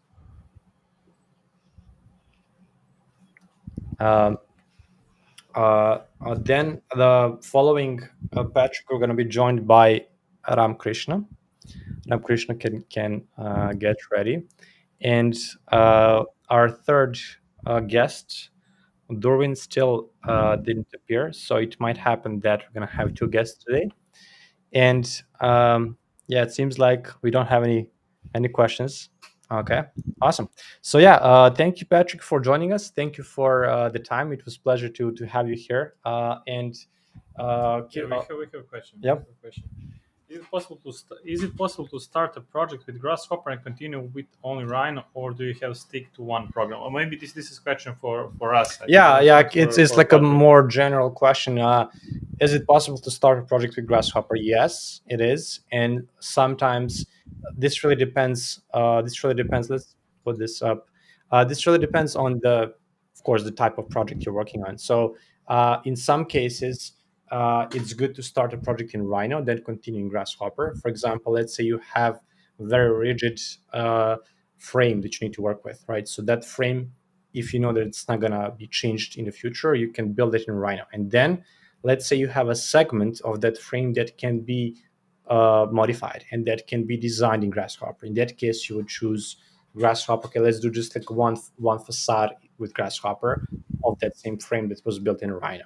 On the opposite is also true. Like you can also create things in Grasshopper. You can create the overall geometry in Grasshopper, the overall concept, and then once you know that that's going to be your design, then you can push it to Rhino and you can make the details. You can make the windows. You can make Yeah. the surfaces and so Yeah, on. like in this project, maybe you could create the structure in Grasshopper really quickly, and then when you have perimeter of your project, you can use sub D to create all the details. That's one way. Yeah, I mean, yeah. but it really depends.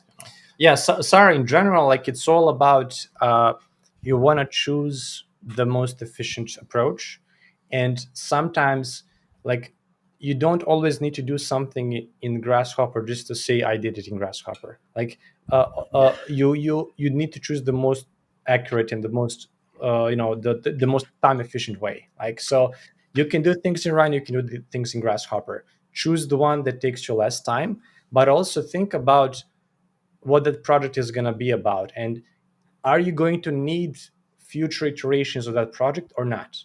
So if you need many different iterations, it makes sense that you spend time to build it in Grasshopper, because then with just a couple of sliders you'll be able to modify and have hundreds of different iterations.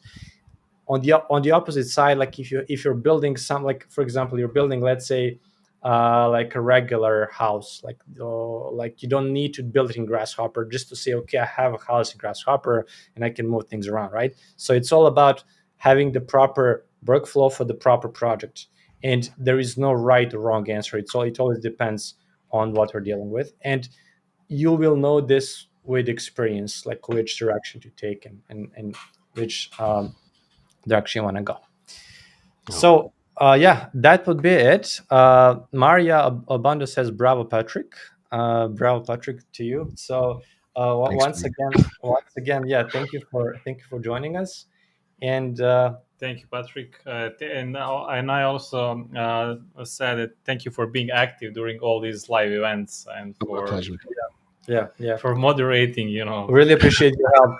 Because Patrick was very active with our live events. Oftentimes, he was answering the questions from the audience. So yeah, it was really thankful for that, Patrick. I'm thankful for you guys. All right, awesome. So thank you, man. Have a nice day. You too. Now we have Ramkrishna. Ramkrishna is Hi.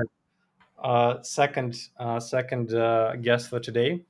I'm gonna again give a short, brief intro about Ramkrishna, and then we're gonna go on with the presentation. So Ramkrishna is an architect and computational designer from India with 3 years of industry experience.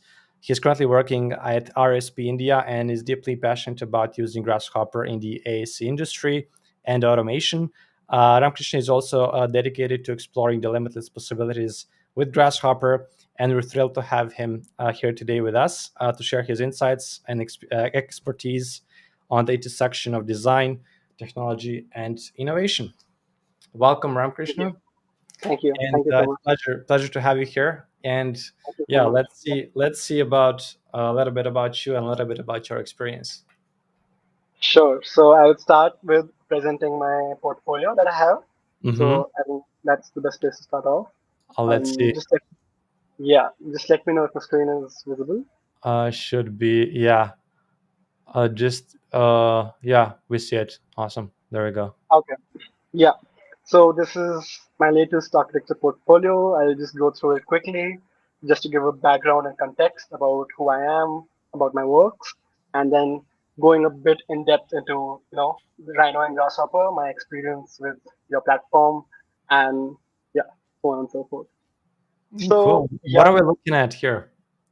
so here this is a skyscraper. This first project is a skyscraper. This was for Evolo skyscraper competition, the US Evolo skyscraper competition, and uh, we had to design. We had a very simple brief that was to design anything, and I feel that's one of the most difficult briefs when you don't have any constraint, but also one of the simplest briefs.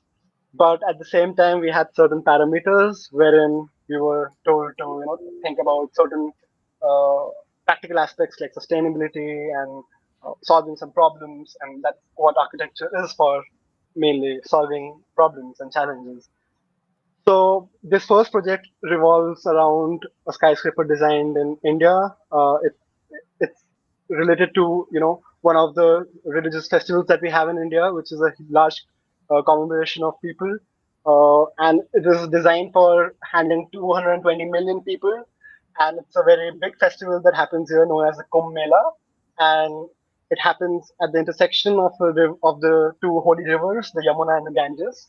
So not going into much of detail, but yeah. So since it was hypothetical, this was a 1.2 kilometer tall skyscraper floating on the river, and I'm very excited to share this also because this was one of those projects which I had done, which we as a team had done on SketchUp, and Mm-hmm. 99% asked me if this was done in Rhino, and Mm-hmm. that those were one of the times where I really felt that okay, even though like a lot of people share that if they had the skill set of Rhino, they could have imagined their ideas and brought it into reality much better if they had the skill set of Rhino.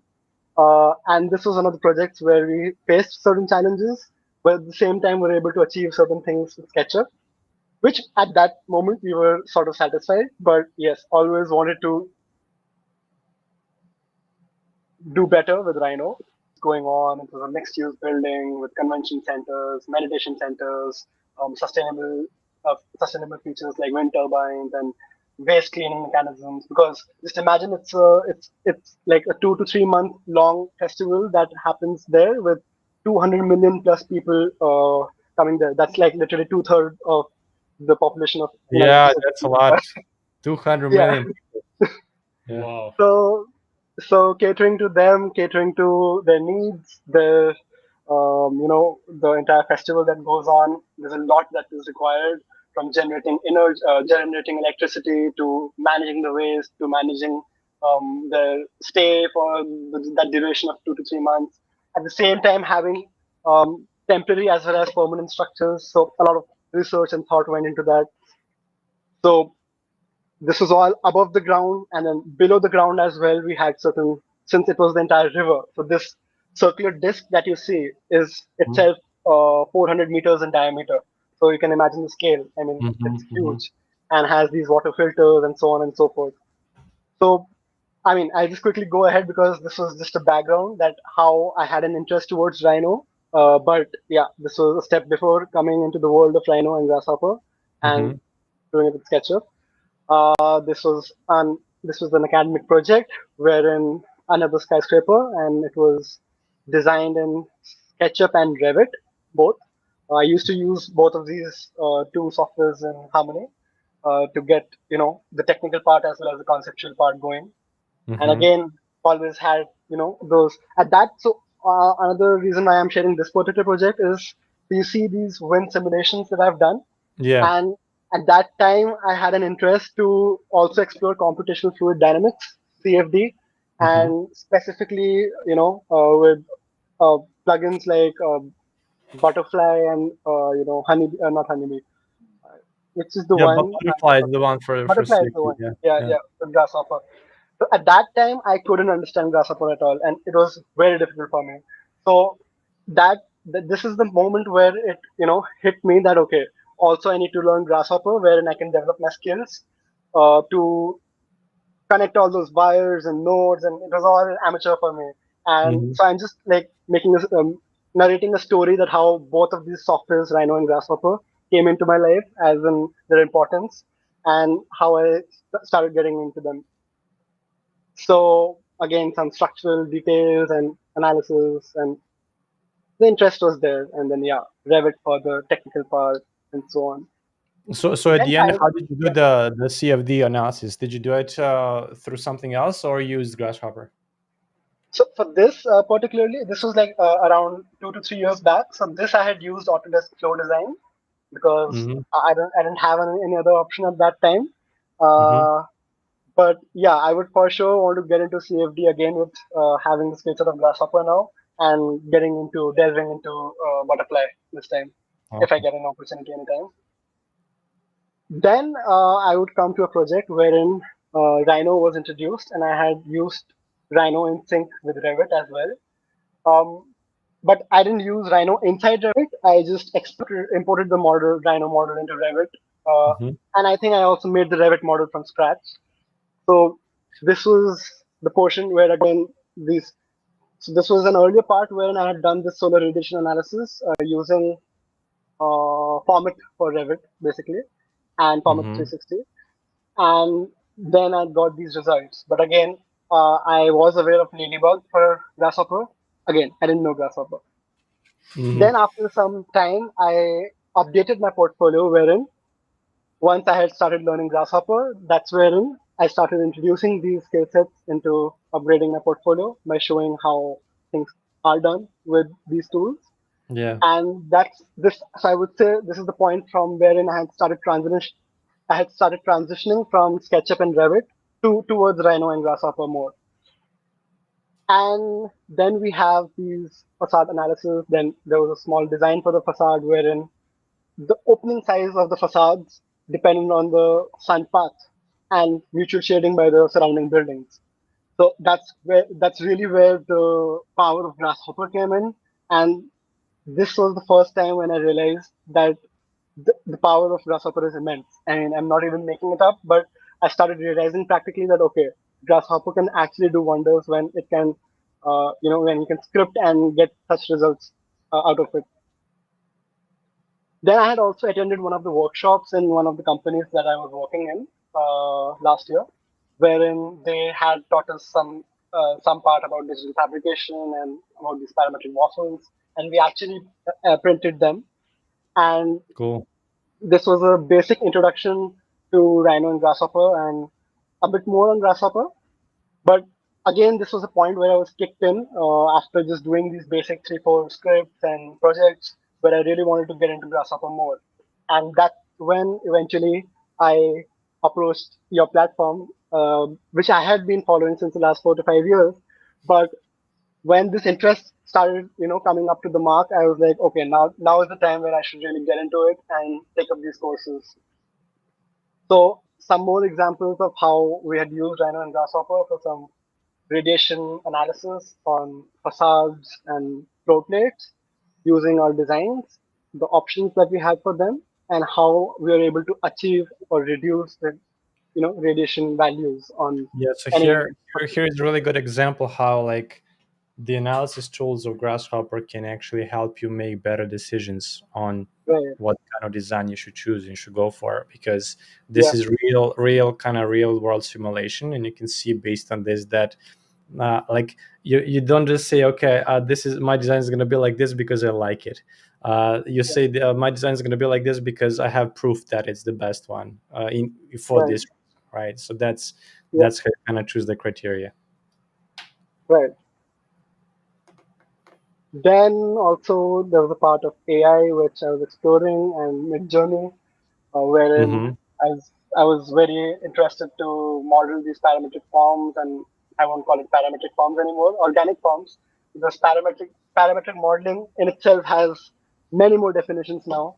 As much as I'm getting into the field of computational and parametric design, I'm understanding that how these kind of forms are just a step before what really a parametric model is. Even a Revit model is a parametric model because it has parameters.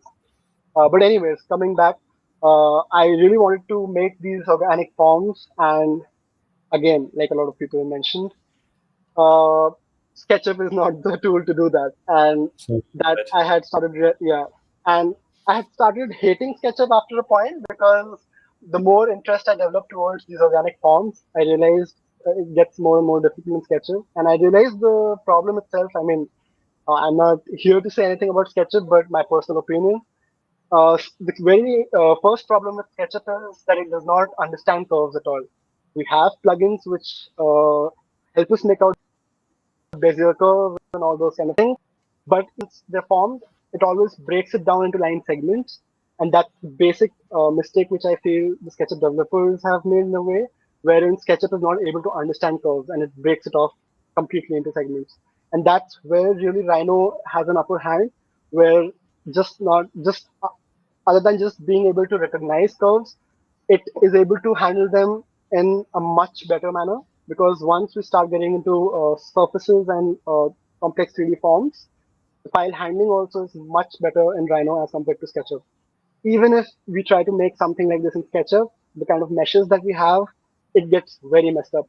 And it's SketchUp even after reaching like a size of 100 to 200 MB, also depending on the system specifications. But on an average, it starts getting very heavy. But my recent experience, a project that I'm going to share in a minute, that the size of that file went around 4,700 MB. That was around 4.7 GB, which had like lakhs of panels.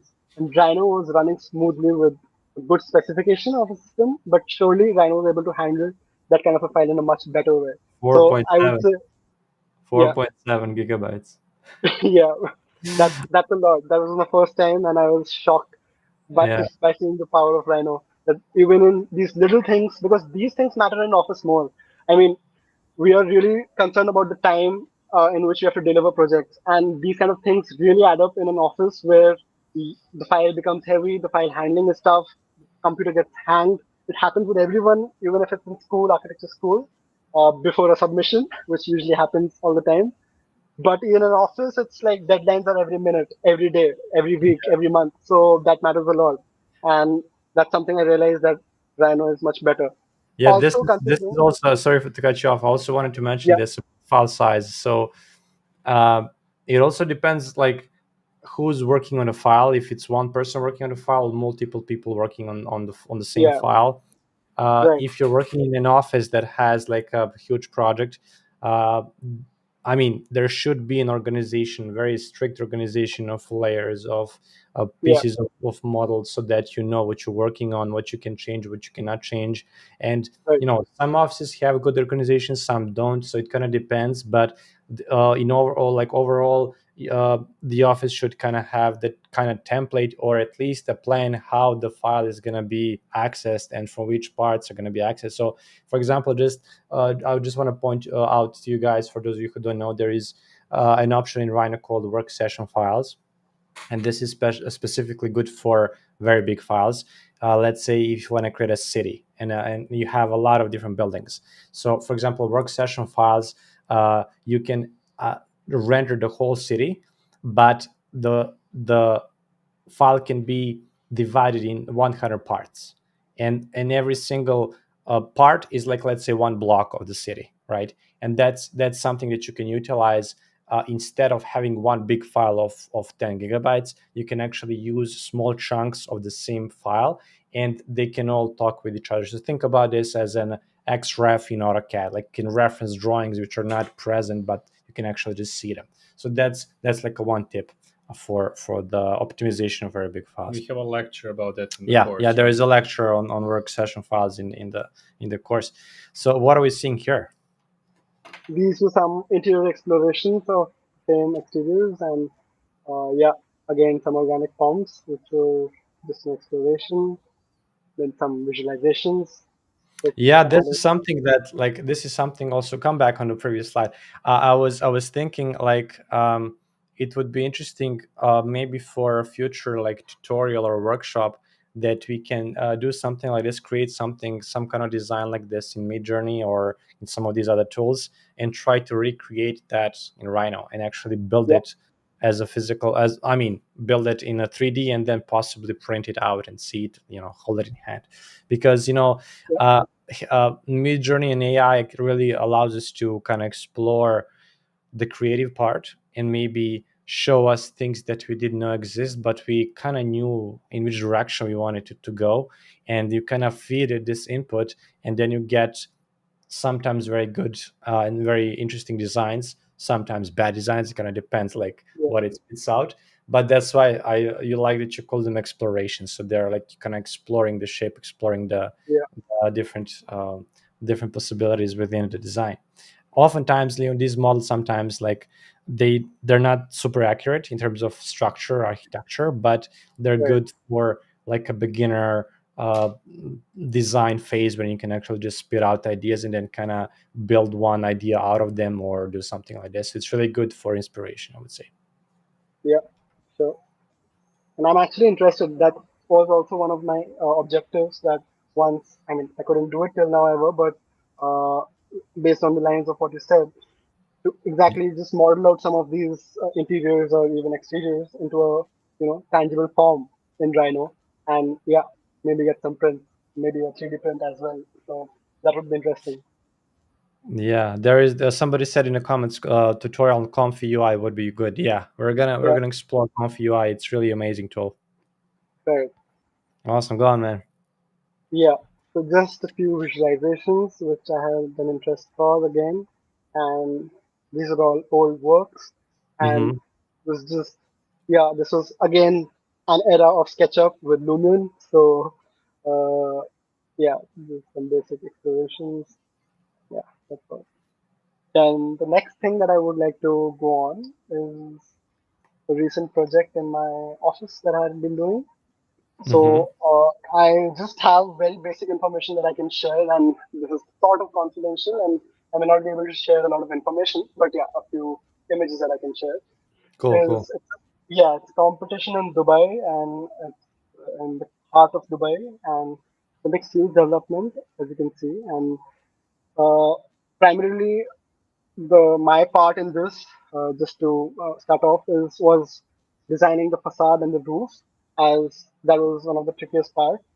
Mm-hmm. As simple as it looks, but it was tricky for me at this scale. This was the same project for which the file size went like berserk. And yeah, so we had two options for the facade, wherein what you see right now, as you can see in this aerial shot, we had a double curving surface, and that Mm-hmm. too, the curvature that we had was on three axes, on the XY plane, YZ plane, and in the XZ plane. So all three we had these curves going on, and our 3ds Max people had given up. They were like, we cannot do this, and we Yeah. need someone with yeah, and we need someone with a Rhino skill. And so yeah, also just to fill in here, I had started off learning Rhino on my own. Unfortunately, initially I had plans to take up your course itself, but that was the time where I was transitioning from jobs, and I really couldn't make out time, and that was a very unfortunate point in my life where I couldn't take up the course. But the good part was also that due to a lot of deadlines and back-to-back smaller projects wherein I had to forcefully use Rhino, I got to learn a lot of things, by walking on the fire. Yeah, this is That's how exactly the I same story with us. Like when you have to use it, you get better and get better and get better. That's it. yeah, yeah. I mean, that's something. I mean, in the end, I would surely want to mention both about my Rhino and Grasshopper journey and my suggestions to maybe the people watching. And Hmm. if there are people who have not taken up the course, I have some genuine comments on that based on my experiences. But yeah, let me just continue. So this was the time wherein I had been using Rhino for the last 2 years, I would say now, and I had a fair amount of idea as to how we use basic commands and get models, from different softwares and work on them and design stuff and I would say intermediate level, between an intermediate to advanced level. And here again, as I mentioned, it was my role was to design the roof and the facade. So this was the first option wherein we had this diagram kind of a facade and Hmm. this dessert skin kind of a roof. So both of these things were designed on Grasshopper, and then the baked geometry was used in Rhino. But at the same time, the major challenges that I faced was breaking these surfaces as these, as I mentioned, these were curving in the X, Y, in all three axes and planes. So Hmm. breaking those things and then matching the size of these diamonds or diagrams and the joining junctions and the slabs and everything was a very difficult task for me because this was my first project at this scale. Yeah. But for sure, I know, which I can genuinely say again, is if I didn't know Grasshopper and Rhino, and yeah, also minded, at this time I had started off my Grasshopper course with How to Rhino, and I had started off with the basics for Grasshopper, wherein I knew how to, again, just project things on curved surfaces and get certain results out using the Lunchbox and Weaverbird and these kind of plugins, which I also explored on my own, as well as with the basics which I was getting from the course. But I had just started off with the course, so it was a challenge. Uh, and yeah, as I mentioned, it was difficult to break these surfaces out and get these, roofs and facade strips in place with the actual facade because the base file that you see is from previous Mac, and I had to match everything in Rhino and Grasshopper. So it was a task for me. It was a difficult task for me to manage everything and align everything in sync. For the same thing, then we had another option wherein we had improvised the diagonal facade into vertical fins, but these fins this time were kinetic fins, and these revolved on their central axis and were Hmm. designed in a way wherein these moved with the sun path.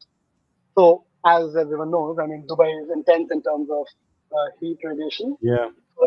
So we had to find a way out wherein we had visibility as well as we had, we save upon cooling and heating loads. So, I mean, more on the heating loads. So we had to design these kinetic fins wherein they move with the sun path, especially in the south southwest directions, and this is the result which we got. Again, only possible with Grasshopper because setting out that path and linking the EPW files, the climatic data with live Dubai climate from the past 30 years, and then designing all this as per Dubai specifications. I don't think any other software could have done this. Cool. Cool. Nice. Yeah, and again, some views that we have for the same. So is this getting built? This project? So for now, this has gone as a proposal, and we're not sure Hmm. about the results. The results are to be out. Hmm. And if we're not wrong, we are also maybe competing with Atelier Jean Novel. So it's a pretty exciting result that we are still awaiting, wherein we're eager to see his design as well. He's the same person which you must be knowing for the Qatar Museum, the one with the discs. So he's a French architect responsible for that design. It's an amazing building. But yeah, we're still awaiting the results. So this is again the roof wherein we had these diamond panels, which were basically solar panels. But Hmm. again, these are all aligned based on the sun direction and angle, and hence getting these multiple surfaces out based on the curved surfaces again was only possible through Grasshopper. And yeah, because we had to align it with the data as well. So I'm pretty sure. So this was the one which had like a lap panels, Hmm. basically 100,000 panels, and this made our file really very heavy, which went to 4.7 gigs. Ah, yeah. There we go. That's the reason. Yeah. So these were the few results for the same. So Cool. then, yeah. So then this was just some behind the scenes of how we went ahead with, uh, as you mentioned, proving our design on as to how much savings we were able to do, how much it's technically right, and using the Grasshopper script with Hmm. the data, how on the facade we were able to get those reductions, and our facade was successful in doing the same. And similarly on the roof strips, we had how we were able to reduce the reduction, which was without the roof, Hmm. and then after introducing a roof, how we got the different, shadings and Awesome. solar So yeah, panels. you're actually making the design based on the calculations, right? You're making Right. the Yeah. you're Whoa. taking the calculations in and then making a design that is the most optimal. Right. So Right. that Right. this guys, like, this is how it should be done. Like, this is a real example of a real project, of a real research that went into it. And Yeah. as you said, this is the power of parametric design, and the power of these tools, where it can really assess the situation, you can assess the project, you can see the conditions on site, you can see the conditions of the surrounding area. Based on all of Right. this, you can actually get the best option out there. We have Yep. two questions. So the Right. first one, what about the Kamala project? Is it getting built? Which project? I don't know how to pronounce uh Kamala. I don't know if that's project from him. The first project that I showed from my portfolio. I guess so. Mel, I don't know, is that Okay. your Yeah. your Yeah. project? Yeah. Mela. Yeah. The first project. No. That was a project for the Evono skyscraper competition. So Oh, so okay, yeah, students. yeah, Yeah. those Yeah. projects are not getting built. Yeah. I And we hope they're not getting built. and we have one more Most of question. them definitely. Yeah. Are you also a student of RAT Lab Studio, or you work with them? I worked with them for quite some time, and I was a junior architect there. So I worked with them, and they had a smart labs program, which wherein they also, like the How to Rhino platform, they give course. They have a course on computational design, which includes Rhino, Grasshopper, a bit of Mhm. Maya, and plugins of Grasshopper. But that was something that we were doing along with our office work. So I mean, 6 days of work, 6 days a week we were working, and on the weekends we had that course going on. So that was taken up by other students. But since we were employees of the office, we were a part of that program as well. Cool, awesome, awesome. Yeah. Is there anything else you want to show us, or is that it? Yeah. Yeah, so one last project maybe I would like Mhm. to show. This was again just highlighting that how after a lot of explorations, practice, and spending time months on Rhino, finally from breaking off from the straight box-like shapes in SketchUp, I was able to achieve Rhino modeling up to a level wherein I Nice. was able to produce another project, which was another live project. I mean proposal, competition proposal in our office in India itself, in Delhi, and this was inspired from the BR headquarters by Zaha.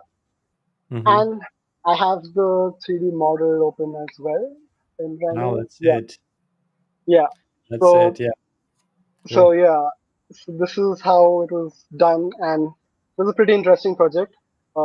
It really took a lot of time to get it into reality in terms of 3D modeling itself, because this was another first time for me for a model like this at this complexity level. And just a bit of behind of the scenes when I mean how this was built in parts. Oh, there you Wow. go. You Yeah. guys can see now the process. Yeah, I mean this is something that you mentioned, which I thought I should be showing because this would be very helpful as a Yeah, yeah, takeaway. for sure.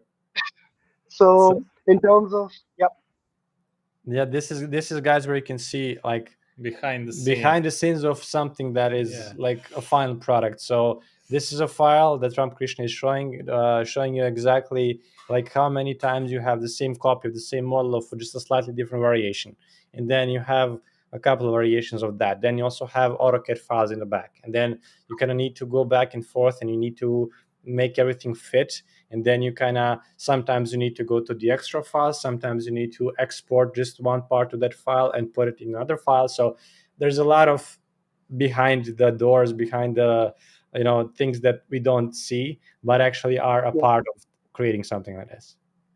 right, right, true. so, Um, so what was your process here? What was your, like, tell us a little bit about, like, how did you do this?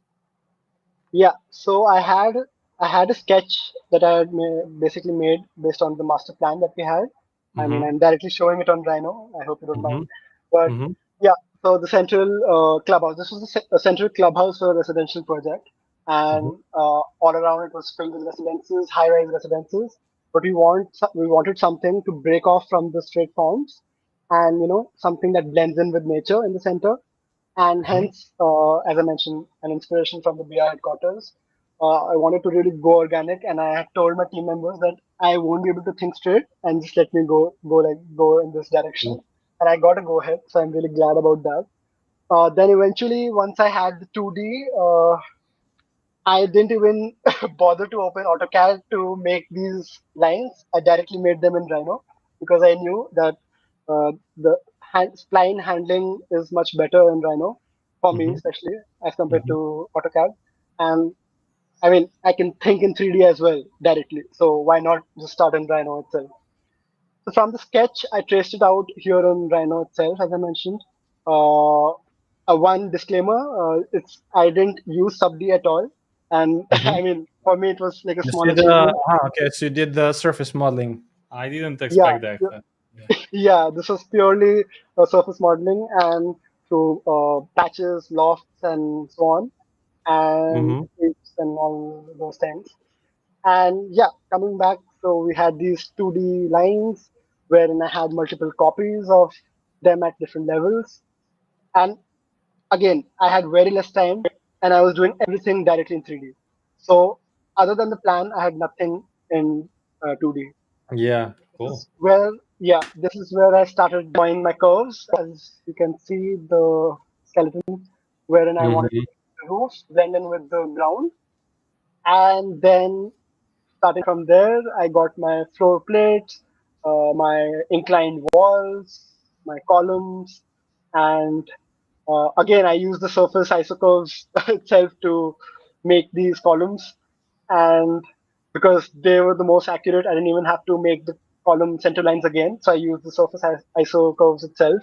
Mhm. Uh, and then, yeah, a small part where I used Grasshopper was to make these panels really quickly. So I used the paneling tools. Just a second. Just a second. So Yeah, here, Ramkrishna said something very interesting. He started using Grasshopper only on this part of the project. So we had a question from before asking. Somebody asked, should I start with Rhino and then go to Grasshopper, or should I do the vice versa? So this is real example how he started everything in Rhino, and then he only used Grasshopper for certain parts of the project. In your case, you use it for the division of the panels. So this is like real world application. Why? Just for some parts of the project you can use the scripts, you can use the Grasshopper, but for some other ones, for the form and exploration, you can use regular Rhino tools or even sub-D. So it really kind of depends. Like, imagine if you had to do this in reverse, like you had to create this in Grasshopper, but then just things some things in Rhino. So it doesn't make sense in this way, right? So it really kind of depends on the project, on the process, and based on that, you choose the tools that are the best for that. absolutely. Yeah, that's how it is.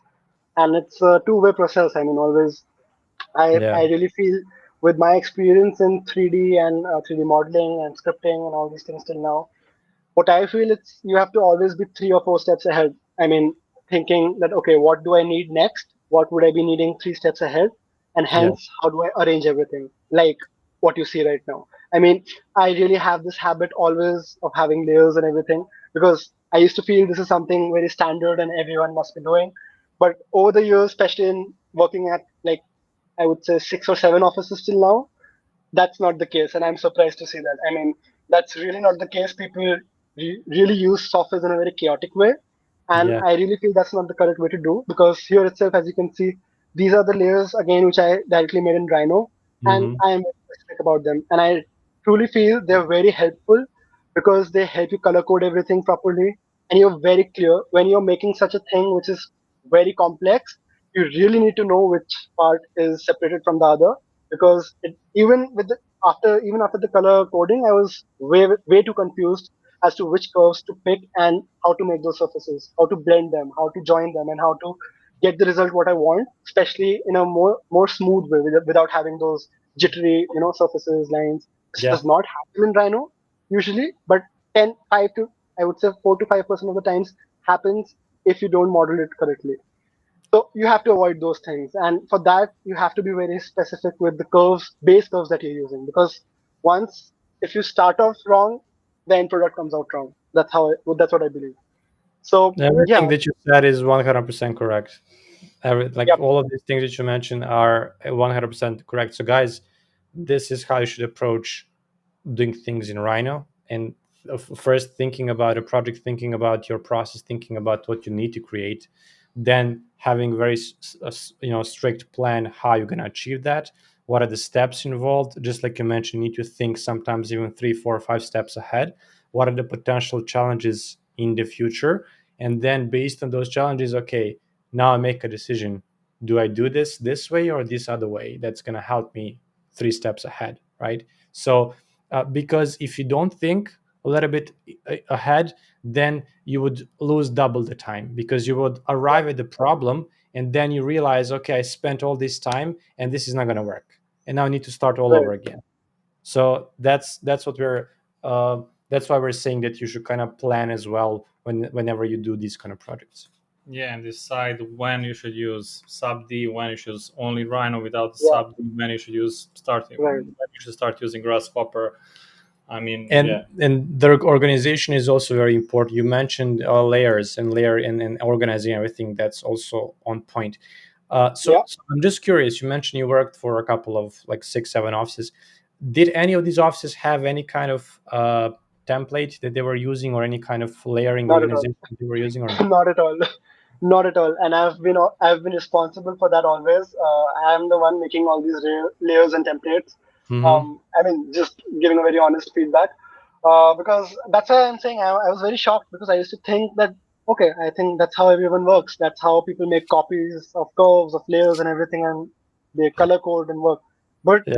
yeah, in 2D, yes, but in 3D, I didn't see that. And because anyways, here in India, especially, not a lot of people use Rhino. 90 to 95% of the offices, they're using SketchUp or Revit. And Mm-hmm. Rhino using firms are very less. Mm-hmm. The ones which are there, I've worked with them and I'm still working with them. Um, Even here, I don't see those things. But yeah, I mean, I also see as a bright opportunity for me to, generate this awareness For and sure. tell people that how important it is to. So another, I would say, another very amazing point of organization and layering and all these things is, if I open this model after 1 year, I won't have a problem at all remembering which layer, which color, which curve, what to Mm-hmm. click and remake any single surface. I mean, I can say that with confidence because I know what I've used for which particular element. And that is really, I mean, I don't want to say this, it's a pain in the ass when you're making this, when you're organizing everything, but eventually it pays off because It then does. the It does. confusion is totally cleared out. So, yeah, It does. that's what, We have yeah, we have a funny comment here from Alice. She's saying, over here in Germany, uh, it's the opposite, micromanaging even into the layer names. So that's good. That's good. If you have that environment to work in Malaysia, then that's wonderful, because it means that you will not have these problems when you work with multiple people, with multiple yeah, companies, because sometimes you're not working like you're not the only one who's working on the project, and then other people sometimes need to jump in to fix some things. Sometimes you will not be available, so it's really, again, really important to have that set up. Awesome. right. Awesome. Cool. Then I just have a last thing to show. I mean, maybe Sure. just Let's a see. small thing that I had done. So this Mhm. is the King Abdullah Financial District Metro Station in Riyadh, Saudi Arabia, and I got an opportunity to work for a small freelance project wherein it's a last minute snip that I took out from WhatsApp, and these are the actual interiors of the metro station, and Nice. I had to model that in Rhino. So yeah, my first use of SubD in Rhino. So this is something that Cool. I was able to achieve. Cool. And yeah, so this is another small thing I wanted to share. That Nice. Nice. Awesome. truly, yeah, Rhino is an all-rounder, I would say, and it has for sure beaten up SketchUp badly.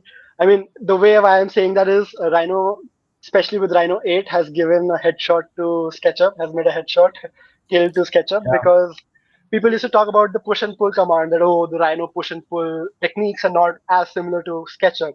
But I think with this single update, it has really killed SketchUp with a headshot direct, and its push and pull capabilities are much better, I feel, as compared to SketchUp.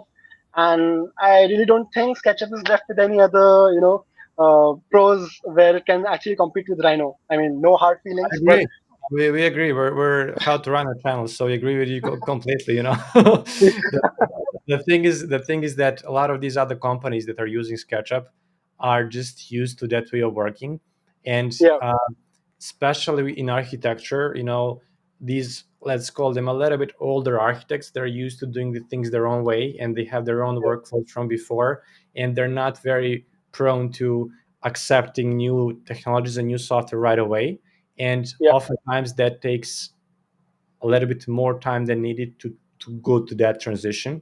So right, we saw that with AutoCAD, with Revit, and this is also something. For example, for us in Serbia, there's still people who are using only AutoCAD for architecture, right? So they're still drawing right. everything in 2D. And that's just the way it is. And for example, Lazar used to work in China. In China, they also do everything in SketchUp. Um, Yeah, I was the only, I mean, not the only person, but we had a small team who work in Rhino, and I always try to, to encourage them, yeah. encourage them exactly how to, that we should, the whole office should work in Rhino, not in SketchUp. Yeah. So, but they still working in Yeah, SketchUp, unfortunately. that's the story. That's the story as always. So awesome. So yeah, do we have any questions for Ramkrishna? And also, we wanted to ask you, yeah, tell us a little bit about what you felt was like what was your situation before our program and after our program in terms of your knowledge of Grasshopper. Like, how was it helpful? Did you, is there anything that you found very useful? Is there things that you would also tell to the audience? So I would like to answer that in a short story kind of manner, which again I started off. Mm-hmm. Uh, and with this answer, I would also like to just give one point which I wanted to in the starting. So my journey had been a bit rough in terms of learning Rhino, wherein I had to do everything on my own. And in the last 2 3 years, it was a time period where I had taken up Rhino, and I faced a lot of challenges in terms of going back and finding a lot of things from tutorials. And as I mentioned, I had been following your platforms since last 6 years now. 2018 was when I started following the How to Rhino platform, and since my university. And I had been seeing tutorials, some went over my head, some I was able to grasp a bit. And eventually, as I had mentioned, cutting the long story short, my Rhino journey had been a bit rough. But yeah, I had my own learnings. I didn't want the same thing to happen with Grasshopper. And that's when I decided, when I couldn't take up the Rhino course, I was like, for sure, I have to take up the Grasshopper course. Also, another reason being because Grasshopper, I mean, yeah, Grasshopper is not like any other 3D modeling tool, which can be learned like Rhino. Even Rhino is not that easy, but for a new user, a person can learn Rhino or SketchUp like any other modeling tool. But Grasshopper is all about logic and practice, and I think Lazar is really good at that. I mean, I'm I jump onto the course content in a bit. I mean, that is superb, but coming back to the story, Grasshopper was something which, when I started to learn about its strengths, I surely didn't want to, learn it on my own, wherein I didn't go through the basics and then the intermediate stuff, because it's difficult for any person to filter out what is intermediate, what is advanced, what is basic. I've seen hundreds of tutorials on YouTube. Om, Igor, there's one guy, then a lot of channels you obviously must be knowing, and including yours as well.